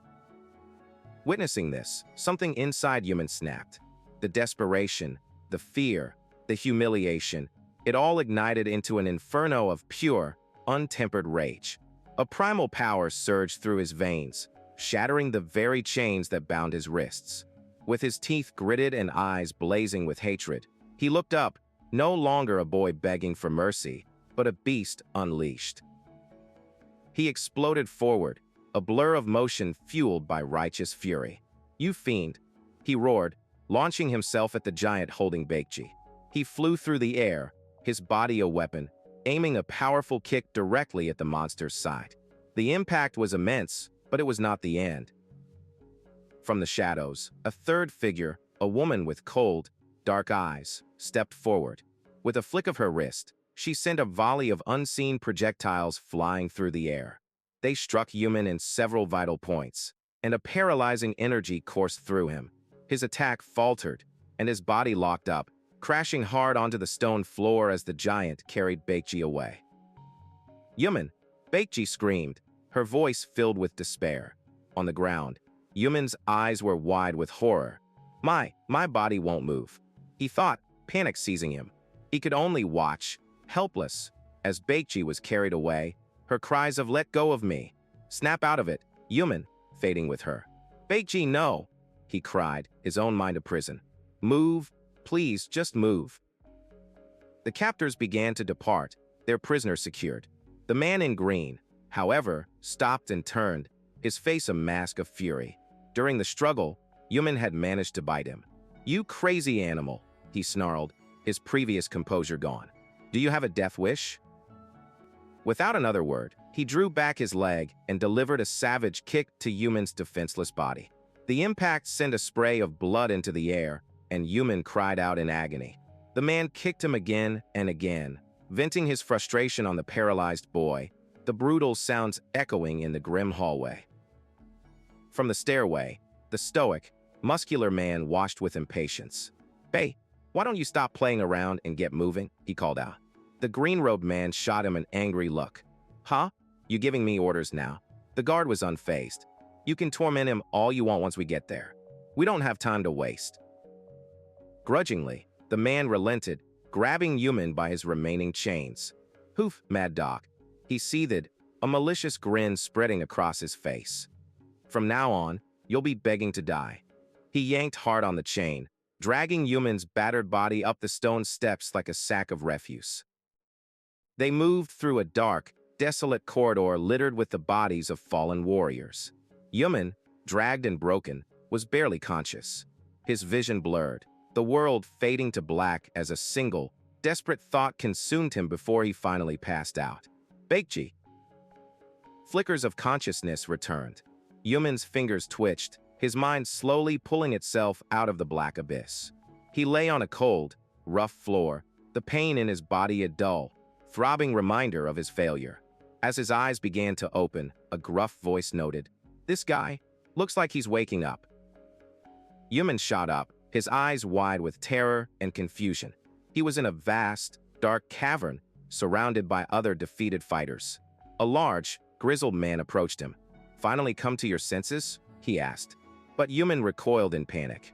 Get away from me!" he screamed, scrambling backward. His mind had only one question. Where's Baekji? The large man, Deonki, grabbed Yumin's arm to steady him. Calm down, Yumin, he said, his voice firm but not unkind. Yumin was stunned that the man knew his name. Deonki, where are we? he demanded.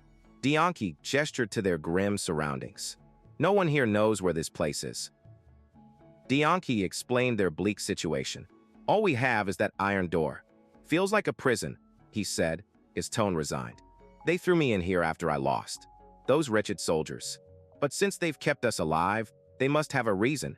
His words were meant to be logical, but they offered little comfort. Yumin wasn't listening. Reason and logic meant nothing to him now. Move, he yelled, shoving Dianki aside.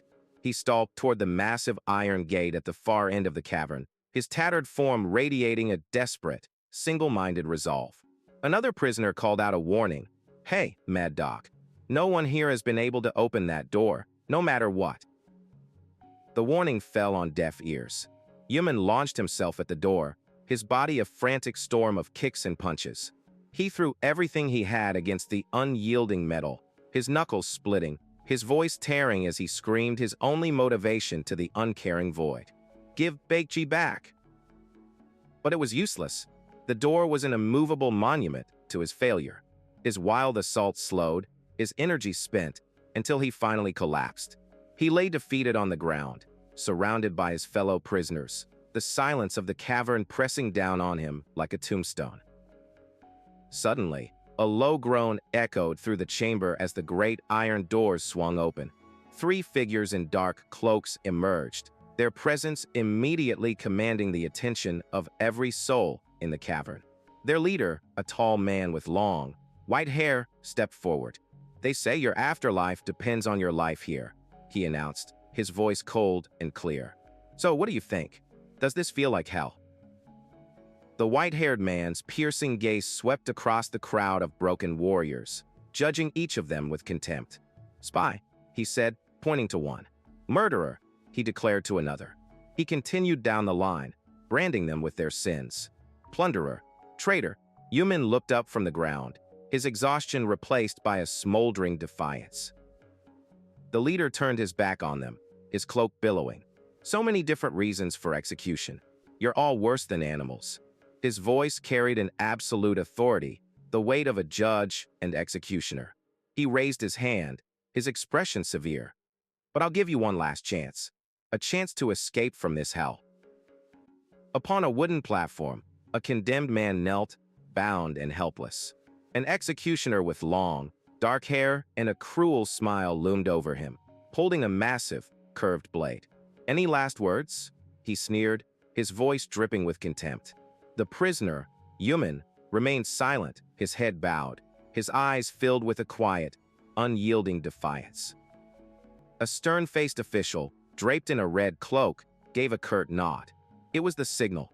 With a predatory grin, the executioner raised his heavy sword high, the polished steel glinting under the pale sky, ready to deliver the final blow. But as the blade began its descent, a figure shot through the crowd with impossible speed.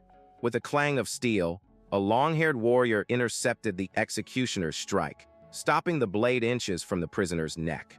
The savior was Yumin's friend, his face a mask of desperation and fury. The sudden intervention sent a shockwave through the onlookers.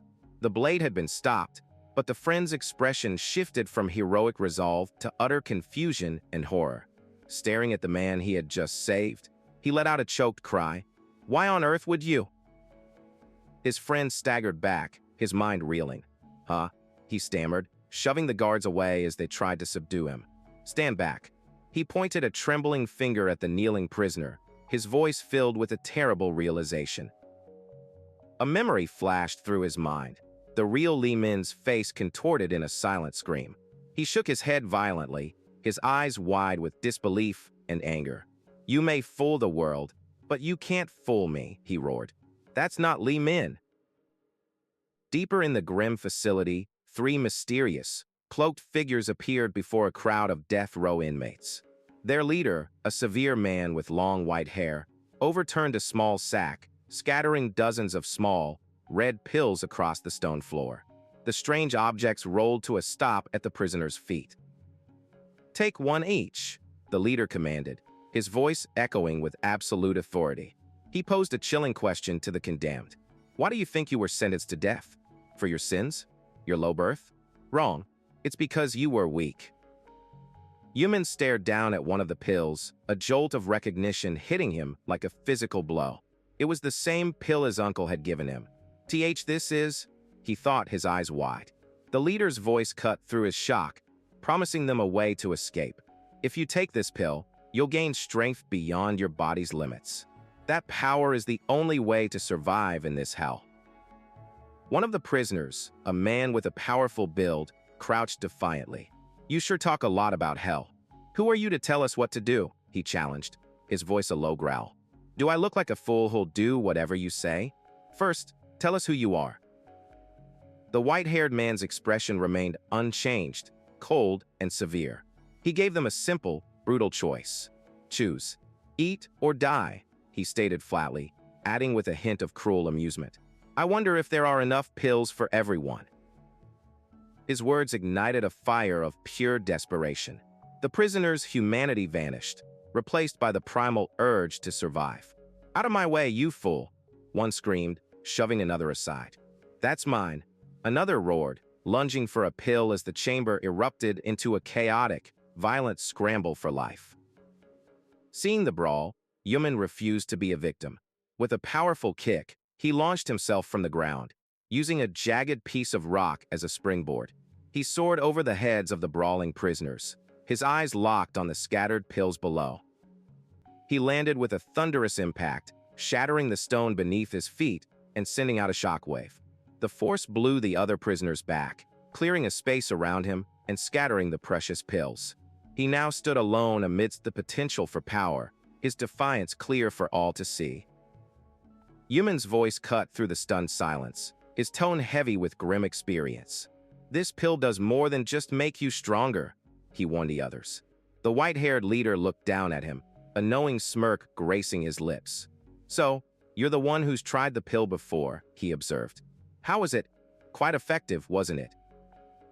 Yumin gritted his teeth, the agonizing memory of the pill's effects fresh in his mind.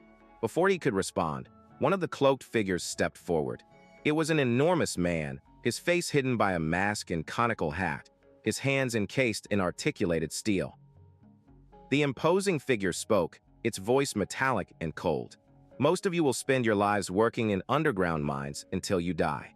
But the white-haired man offered a sliver of hope. However, for those with the courage to fight, if anyone here can take him down, I'll send you up immediately. A murmur swept through the prisoners. Their eyes, once filled with despair, now gleamed with a desperate, hungry ambition.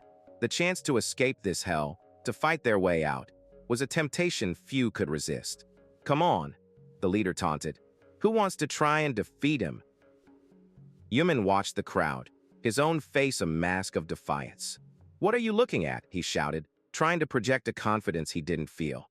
A hulking warrior with an X-shaped scar on his bald head stepped forward, laughing. Why is everyone hesitating? All talk and no action. I'll fold you in half.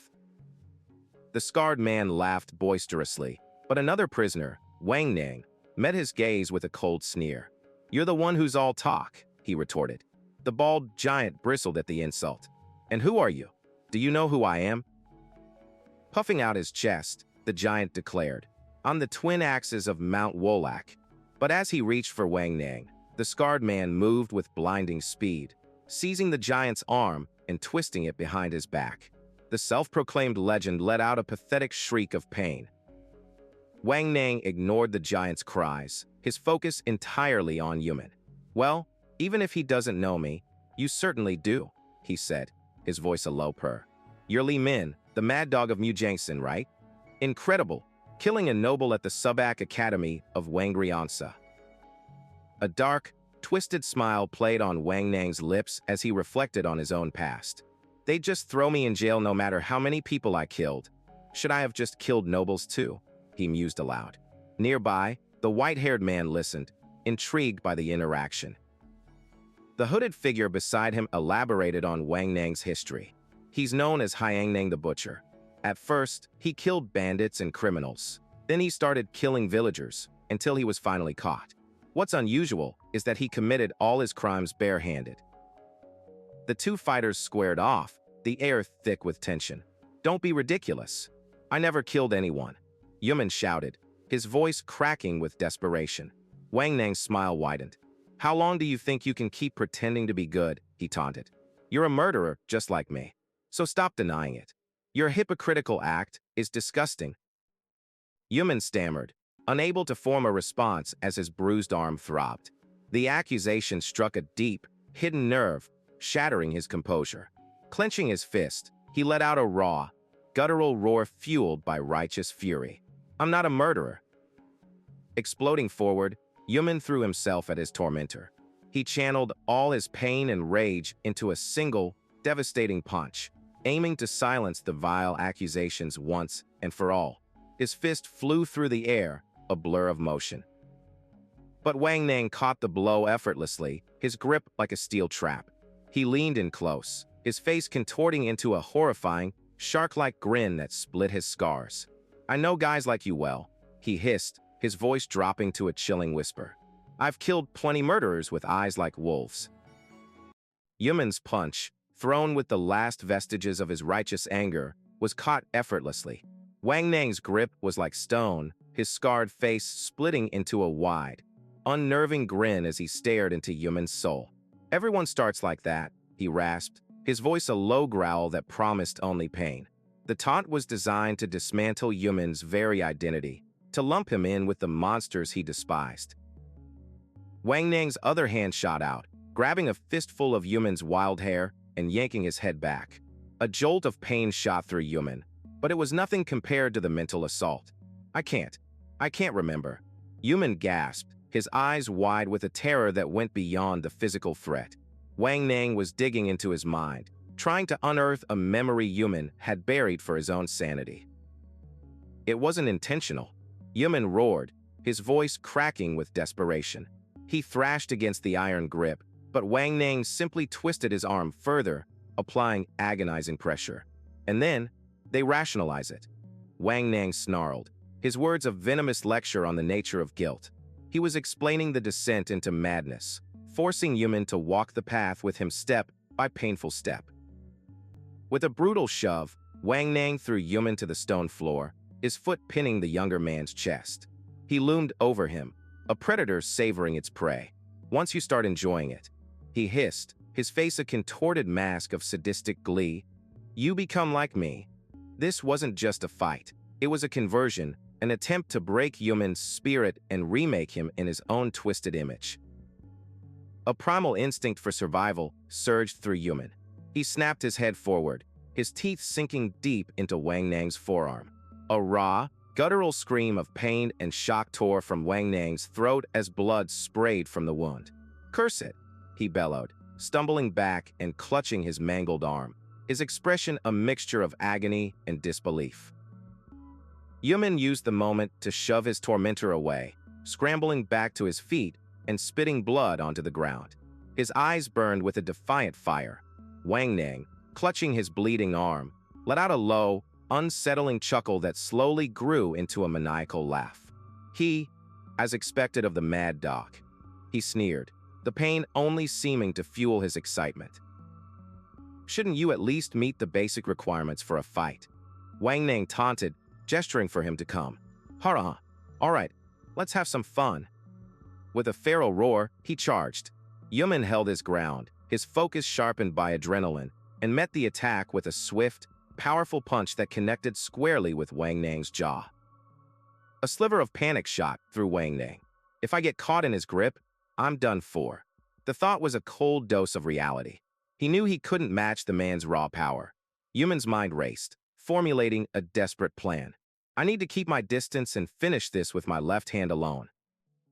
Yumin became a whirlwind of motion, darting in and out, his left fist a blur as he landed a series of punishing blows. He dodged and weaved, never allowing Wang Nang to get a solid hold on him. But his opponent merely absorbed the attacks, a strange look of satisfaction growing on his bloodied face as he was steadily pushed backward. As Wang Nang stumbled back, a triumphant sneer crossed his lips. Almost there, he thought.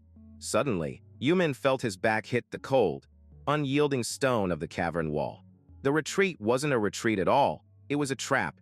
Drat! Was this his plan all along? Yumin realized too late.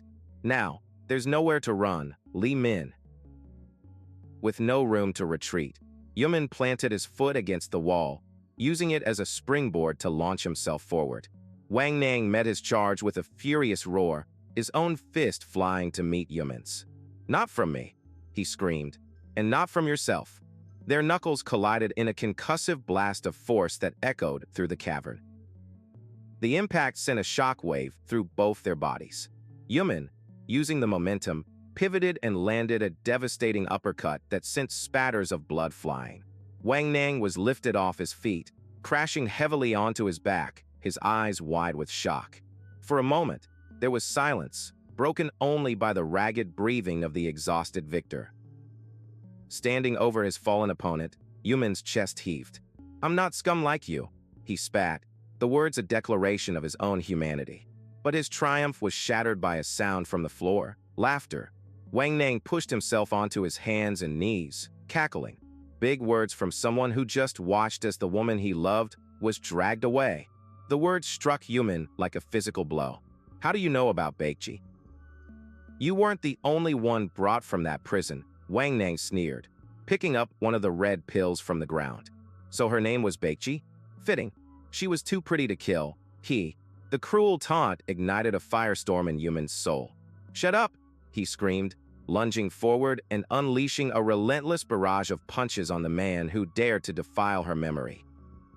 Even as Yumin rained blows upon him, Wang Nang's crazed laughter continued, muffled by the impacts. "Getting worked up, are we?" he gurgled. "No matter how angry you get, it won't change the fact that you killed a noble and the woman was taken away." He drove the final, soul-crushing accusation home. "Everything happened because of you. You're the one who got that woman killed." Yumin's mind fractured. I really can't remember." The psychological attack found its mark. Yumin froze, his defense crumbling as his mind reeled in turmoil. In that instant, Wang Nang exploded upwards, wrapping his powerful arms around Yumin and slamming him violently to the ground. He pinned the dazed young man, his face a horrifying mask of twisted pity. "Living with a monster inside you is more painful than dying," he roared. "I'll free you from that pain." With terrifying strength, he pried Yumin's jaw open, preparing to force the 2 red pills down his throat. From the shadows, the white-haired leader watched with detached interest.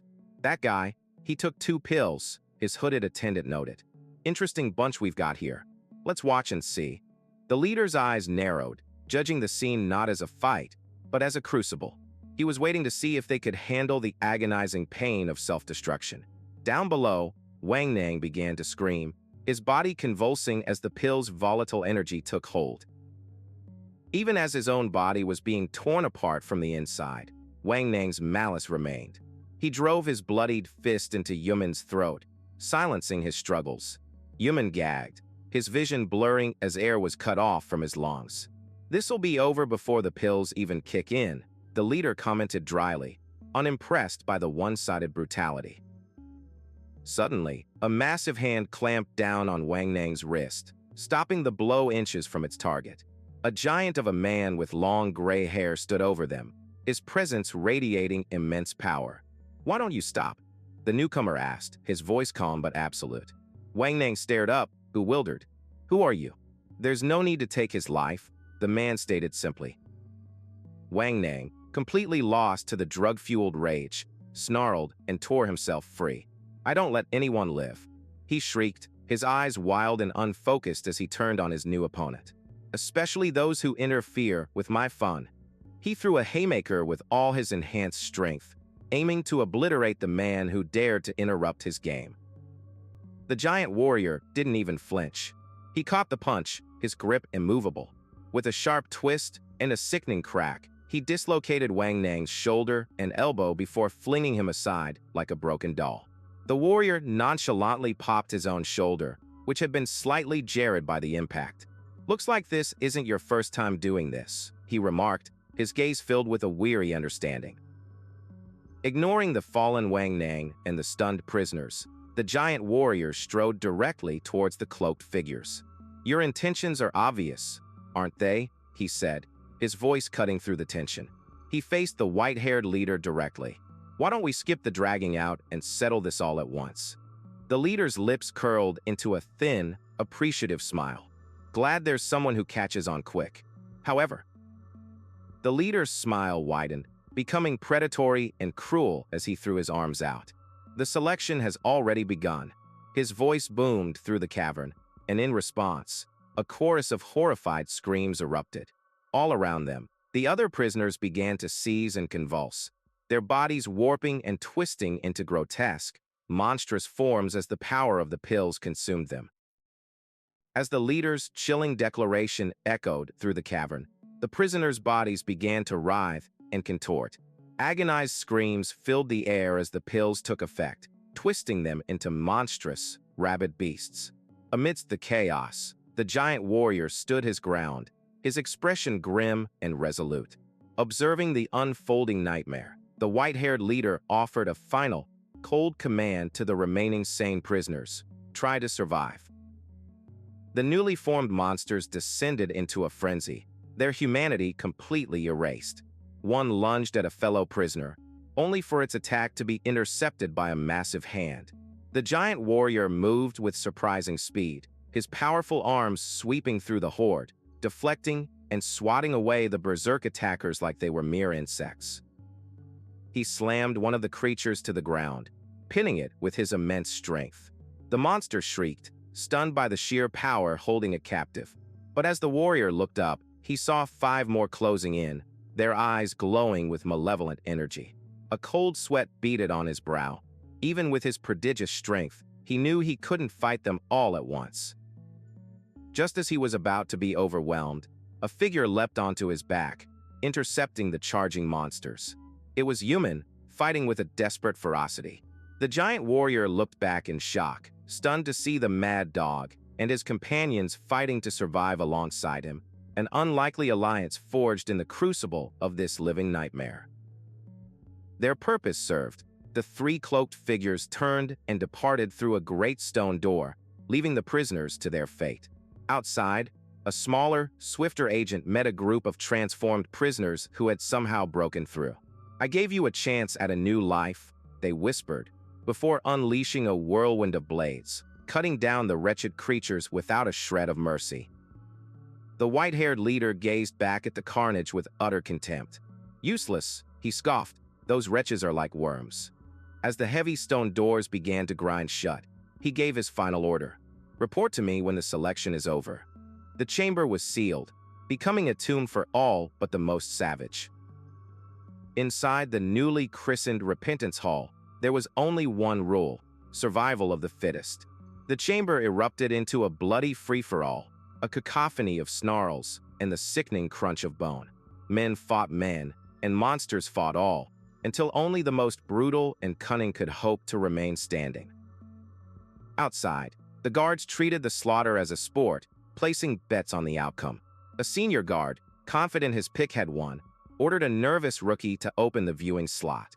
Trembling, the young guard obeyed, his face blanching at the horror that greeted him. Through the slot, the rookie saw a scene from his worst nightmares, a grotesque mountain of broken bodies. Perched atop the pile was Wang Nang, his scarred face split in a maniacal grin, blood-splattered and triumphant. Cackling madly, he looked towards the door and screamed, "Hey, newbie, who's the last one standing?" The rookie stammered, unable to speak. The veteran guard laughed it off, trying to calm the boy's nerves. But as he stepped forward to claim his winnings, another guard pointed out a chilling inconsistency.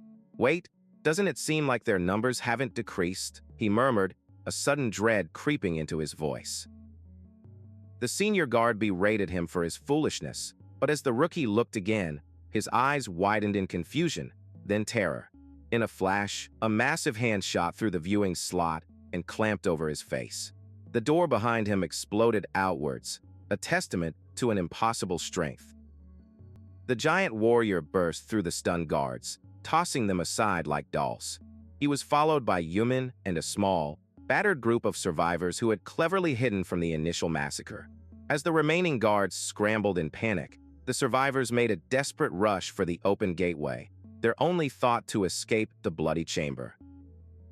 Their frantic escape led them not to freedom, but to the edge of a vast, subterranean abyss. They stood on a narrow ledge, gazing in horror at the scene below. The cavern was swarming with hundreds of hulking, shadowy beasts.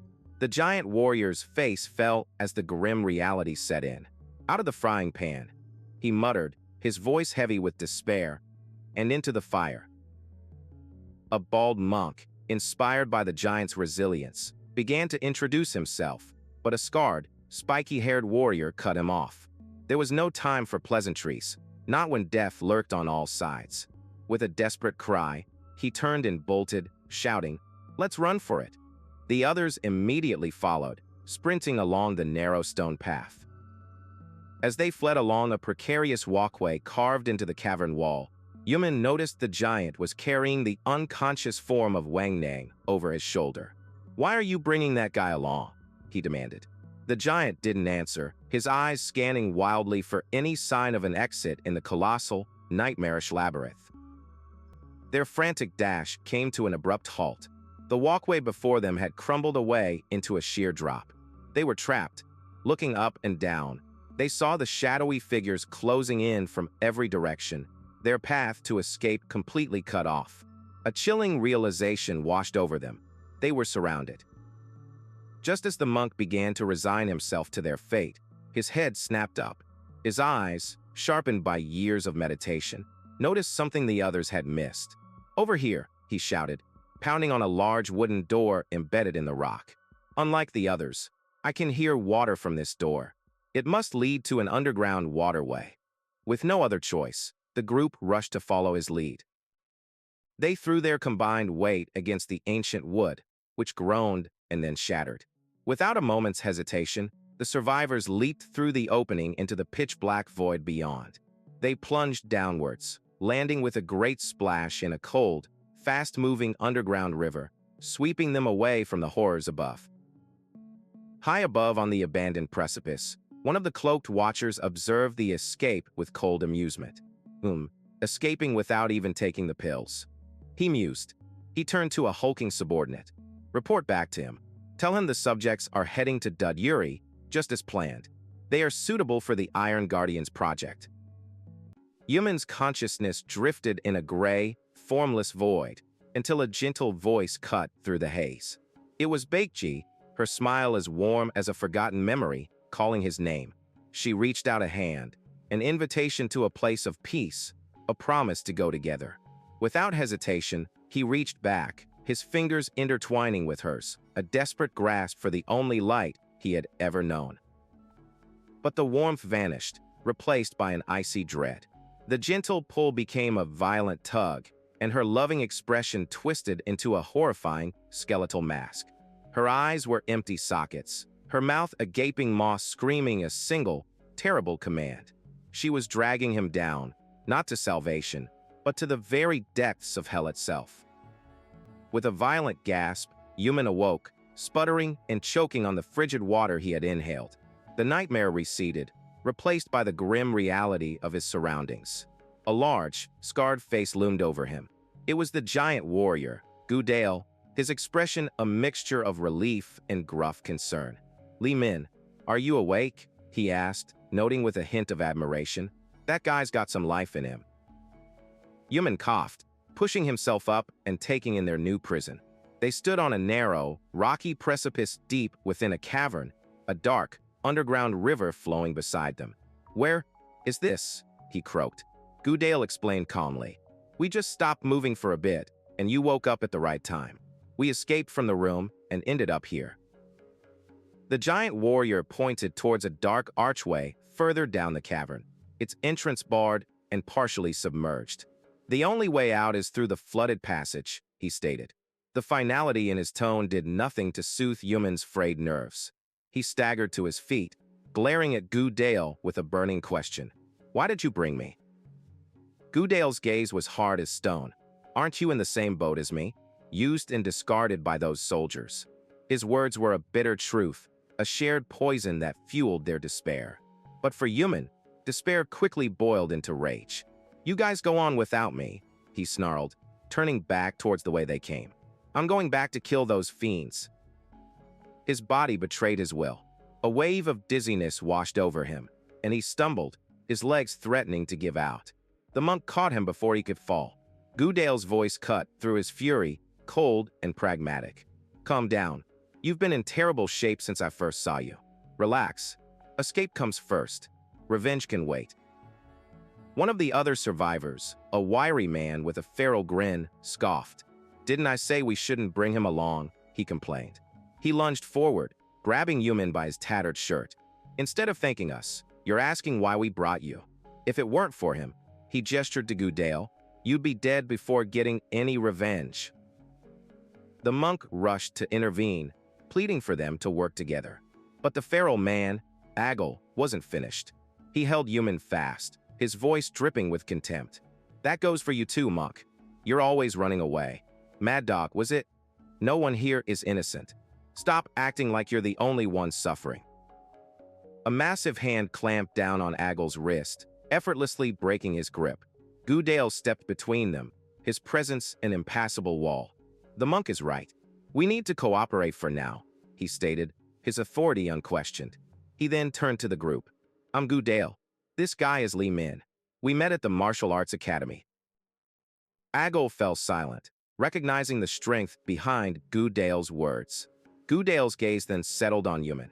"This guy is definitely stronger than me," he announced to the others.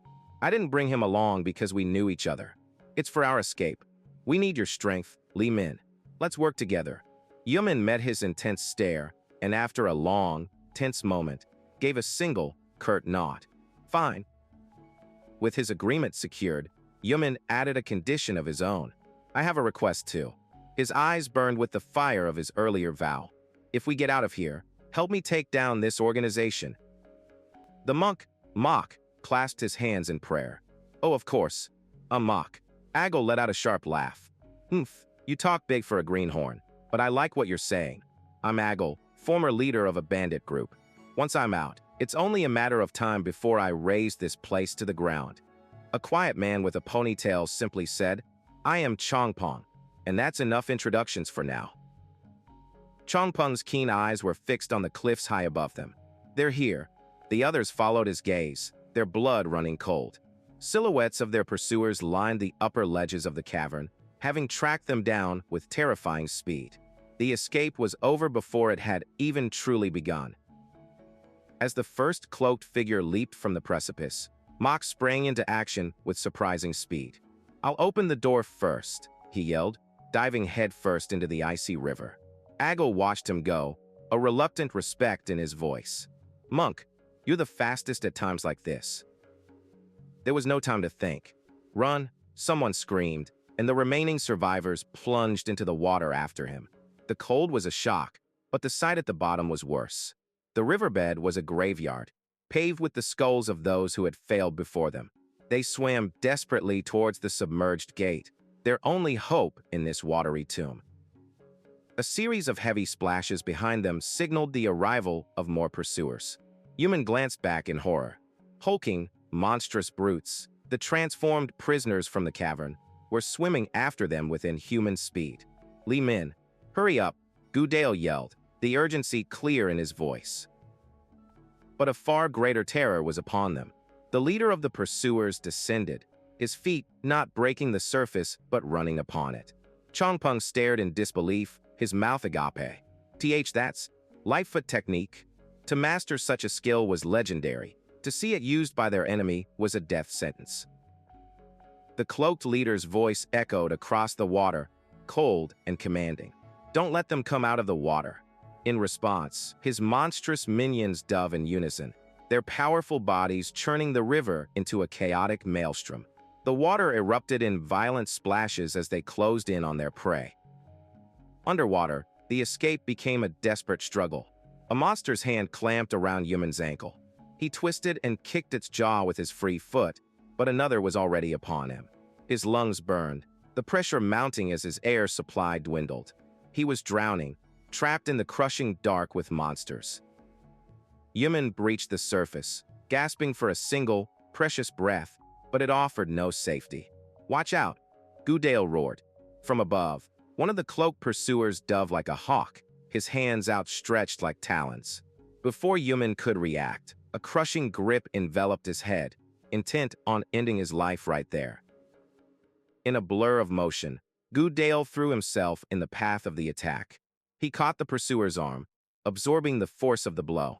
The impact was staggering, sending a shockwave through the water and knocking both Yumin and his protector aside. Goodale had saved his life, but the cost was a heavy one. Ahead, Mok and Chongpeng had reached the massive iron gate. But as Mok reached for the lock, a grotesque, clawed hand shot from the side and seized his wrist. Seeing their only escape route about to be lost, Goodale surfaced, his face a mask of grim resolve, and bellowed a desperate order. "Close it!"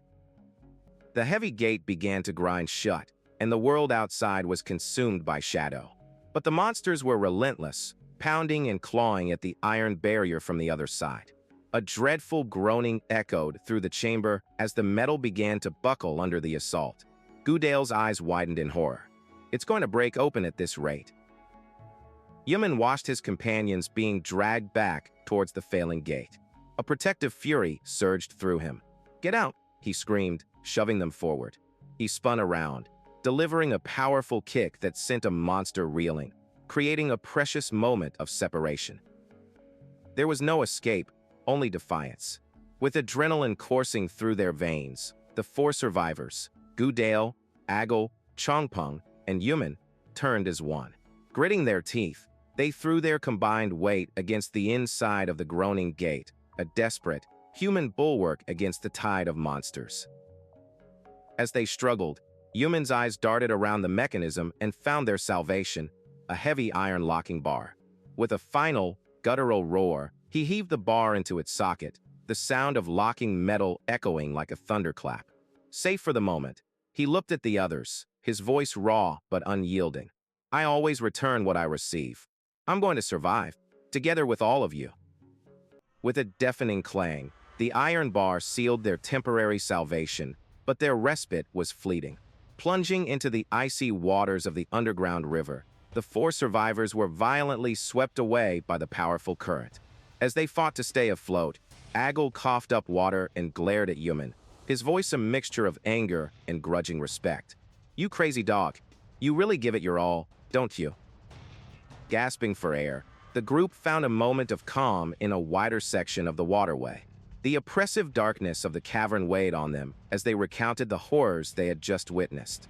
Agel grumbled about the monstrous creatures, while Chongpeng astutely connected their behavior to the mysterious pills.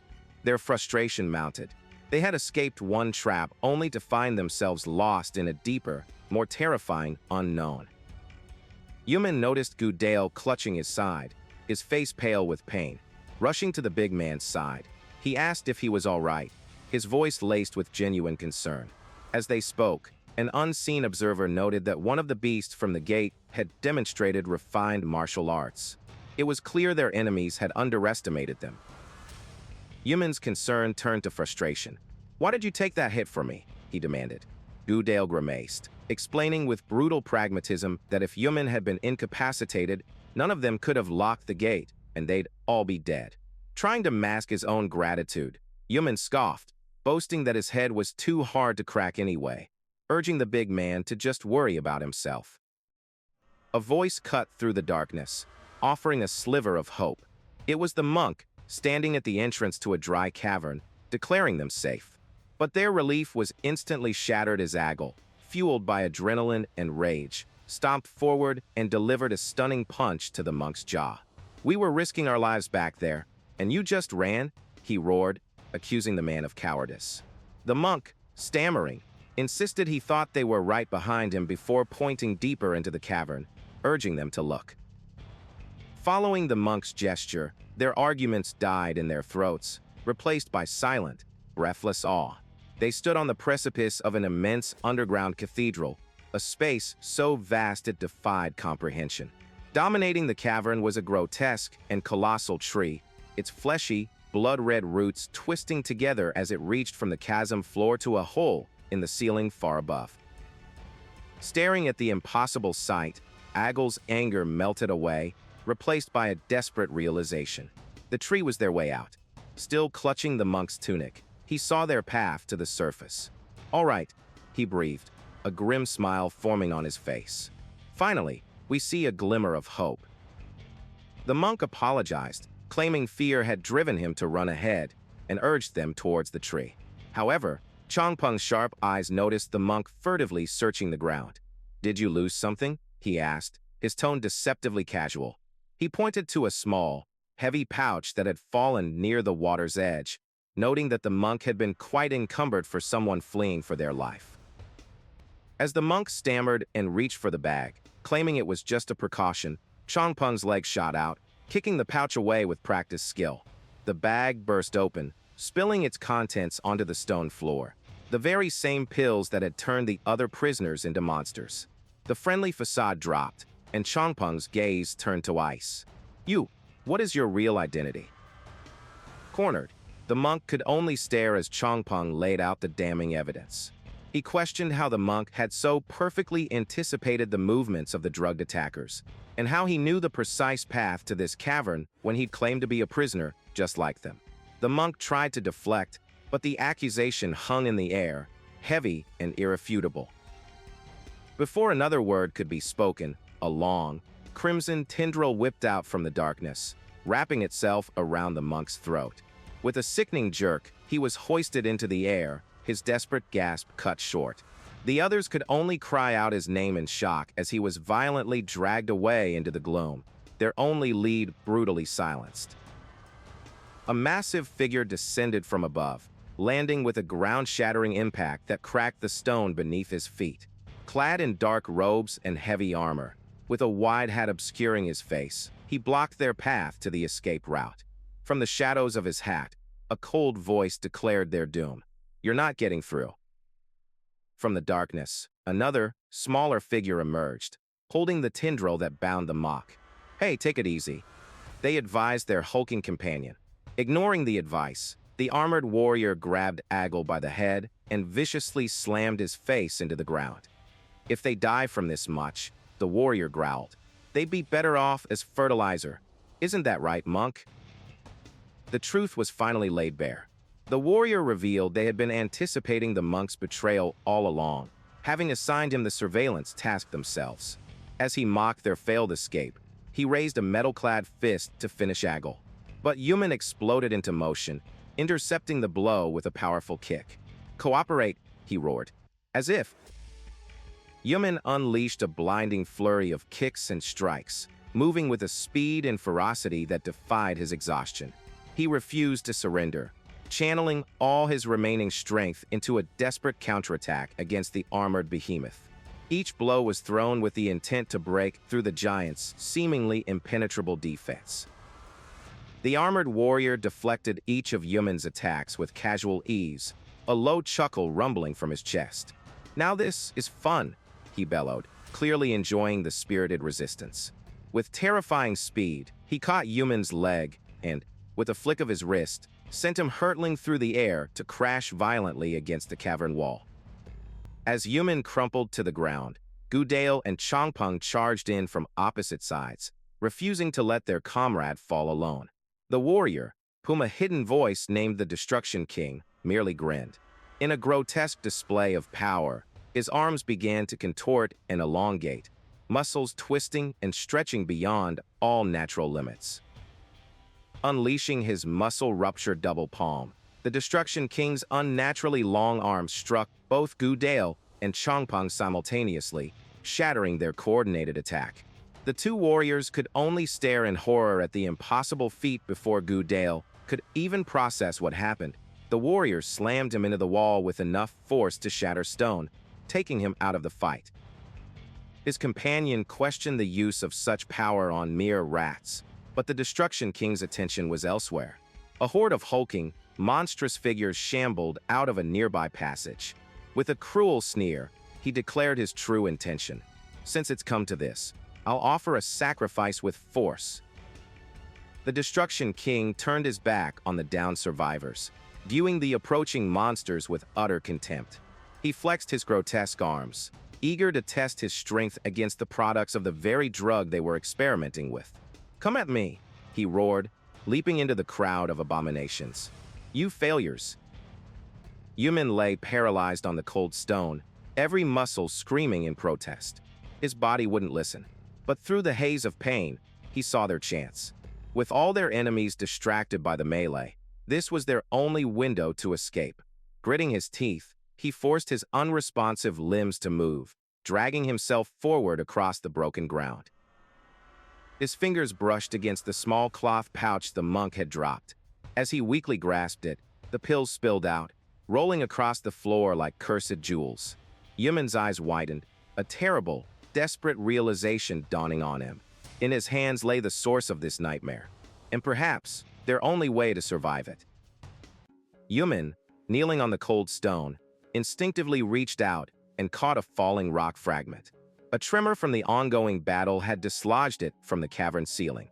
He stared at the stone in his palm, bewildered by the chaos erupting around him, his mind still reeling from the events that had led them to this desperate point.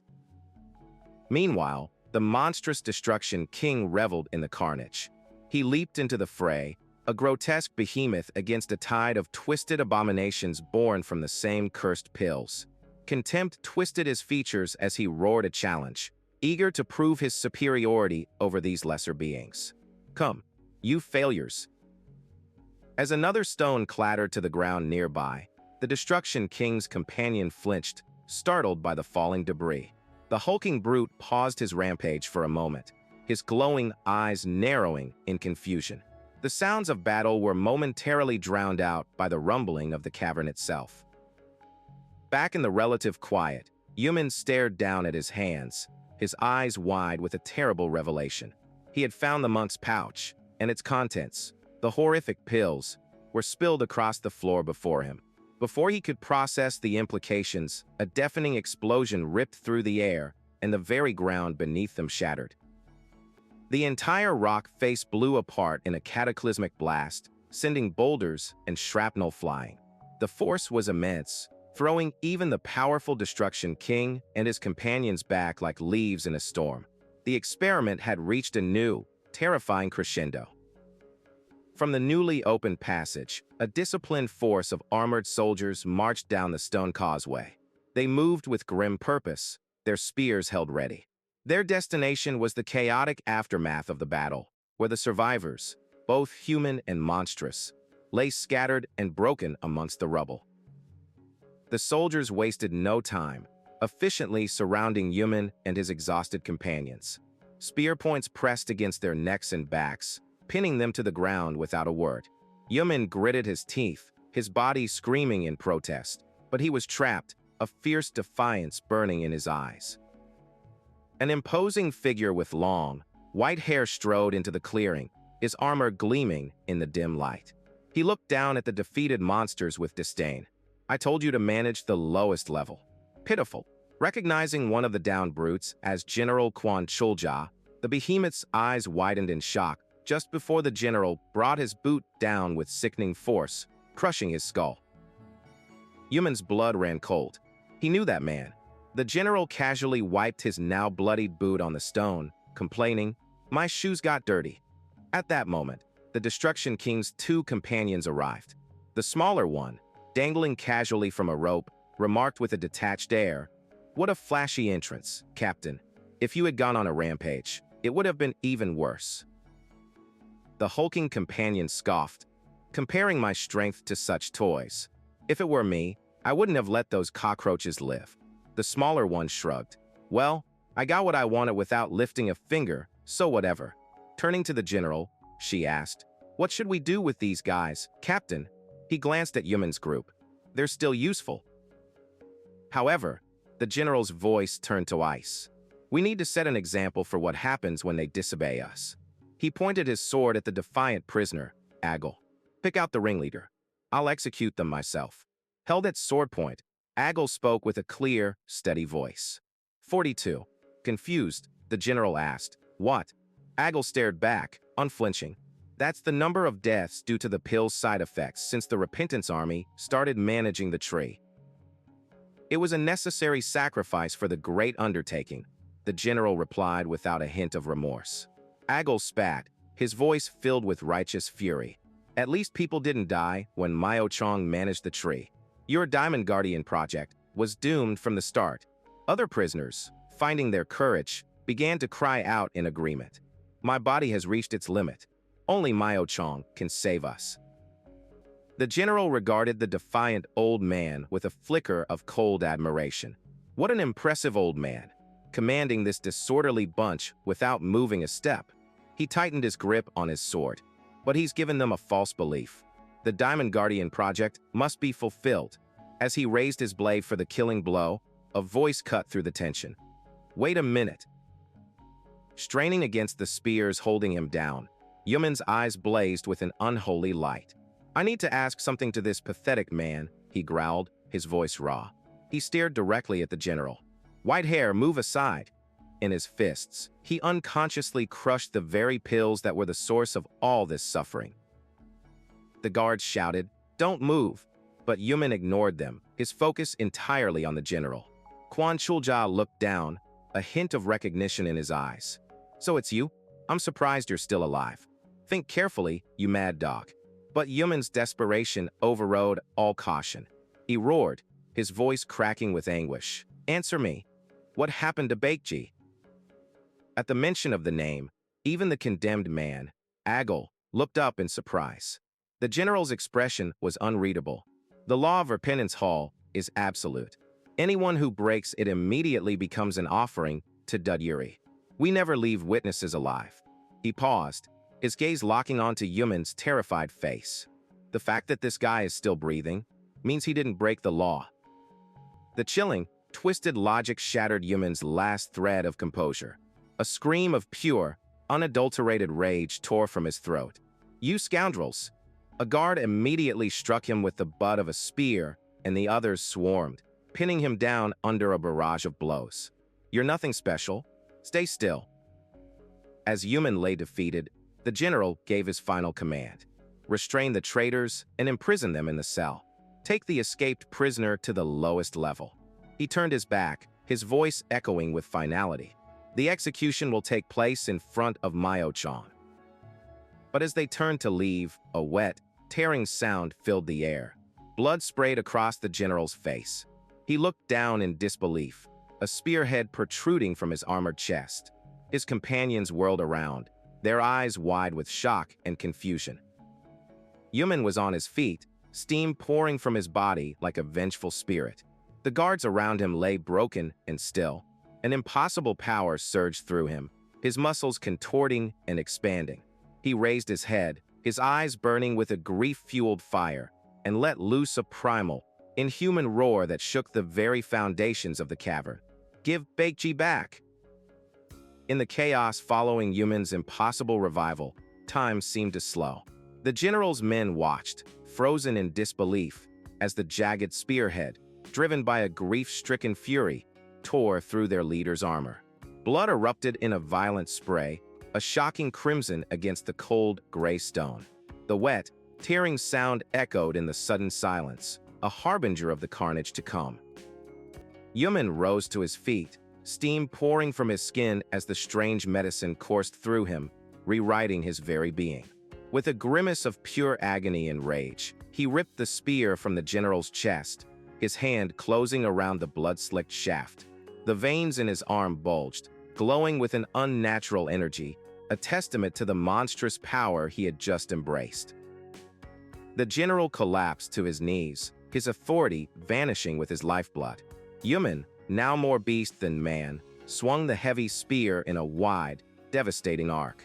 The guards, still reeling from the shock, could only stare. One of them stammered, his voice trembling with fear and awe. Teach that guy? Took the medicine. Before the guards could react, Yuman was upon them. He moved with a speed that defied logic, a blur of black cloth and raw power. A single, brutal kick sent one soldier flying through the air, crashing into the stone ground with bone-shattering force. The cavern floor became his hunting ground, and his former captors were now his prey. A lone guard, paralyzed by terror, managed to utter a desperate plea. We're sorry. But the human who heard him was no longer the boy he was moments ago. A whirlwind of motion, a flash of violence, and the guard's apology was silenced forever. There was no mercy left in his eyes, only a burning, insatiable rage. From amidst the chaos, a commander bellowed, his voice cutting through the panic. "Surround that fiend!" As the guards scrambled to form a perimeter, the wounded general gave his own chilling command. He motioned to a colossal, mutated subordinate. "Go and bring Baksu." The general gritted his teeth, blood staining his lips as he clarified the order. "It's an order. Capture him alive." His eyes held a fanatical gleam, recognizing the terrible potential in Yumin's transformation. A young, cloaked figure nearby understood immediately, adding, "He might be the vessel we've been searching for. We must subdue him before he goes berserk and self-destructs." Heeding the urgency, the cloaked youth leaped into action. "Go now. Hurry," he commanded the troops, who advanced on Yumin with a wall of sharpened spears. They swarmed the transformed boy, thrusting and jabbing, a desperate attempt to pin down the whirlwind of destruction with sheer numbers. Yumin vaulted into the air, a breathtaking leap that carried him over the deadly spear points. For a moment, he was suspended above them, a fleeting silhouette against the cavern ceiling. As gravity took hold, he let out a defiant roar, plummeting back down towards the forest of steel aimed directly at him. Just before his body could be skewered, a long, tendril-like whip shot through the air, wrapping securely around his ankle. The fall was arrested with a violent jerk. High above, the young cloaked fighter had cast his line, saving Yumin from certain death, only to trap him in a new prison. The youth landed gracefully, the whip held taut. "Got you, you wretch," he sneered, confident in his capture. "Struggling is useless. That whip is made from the branch of Dudyuri." Yumin felt the monstrous energy from the medicine being rapidly drained from his body, siphoned away by the strange, glowing whip. It was a weapon designed not just to capture, but to neutralize. The cloaked youth mocked him from afar. "Just being wrapped by it seals your internal energy and drains your strength. There's no way you could escape, barehanded." But Yumin's will was stronger than the drug, stronger than the whip. Hanging upside down, he used the tension in the line to swing his body like a pendulum. With a final, desperate exertion, he kicked off the cavern wall, reversing his momentum and yanking his unsuspecting captor clean off his feet. The cloaked youth let out a startled cry as he was sent flying through the air, crashing hard into the stone below.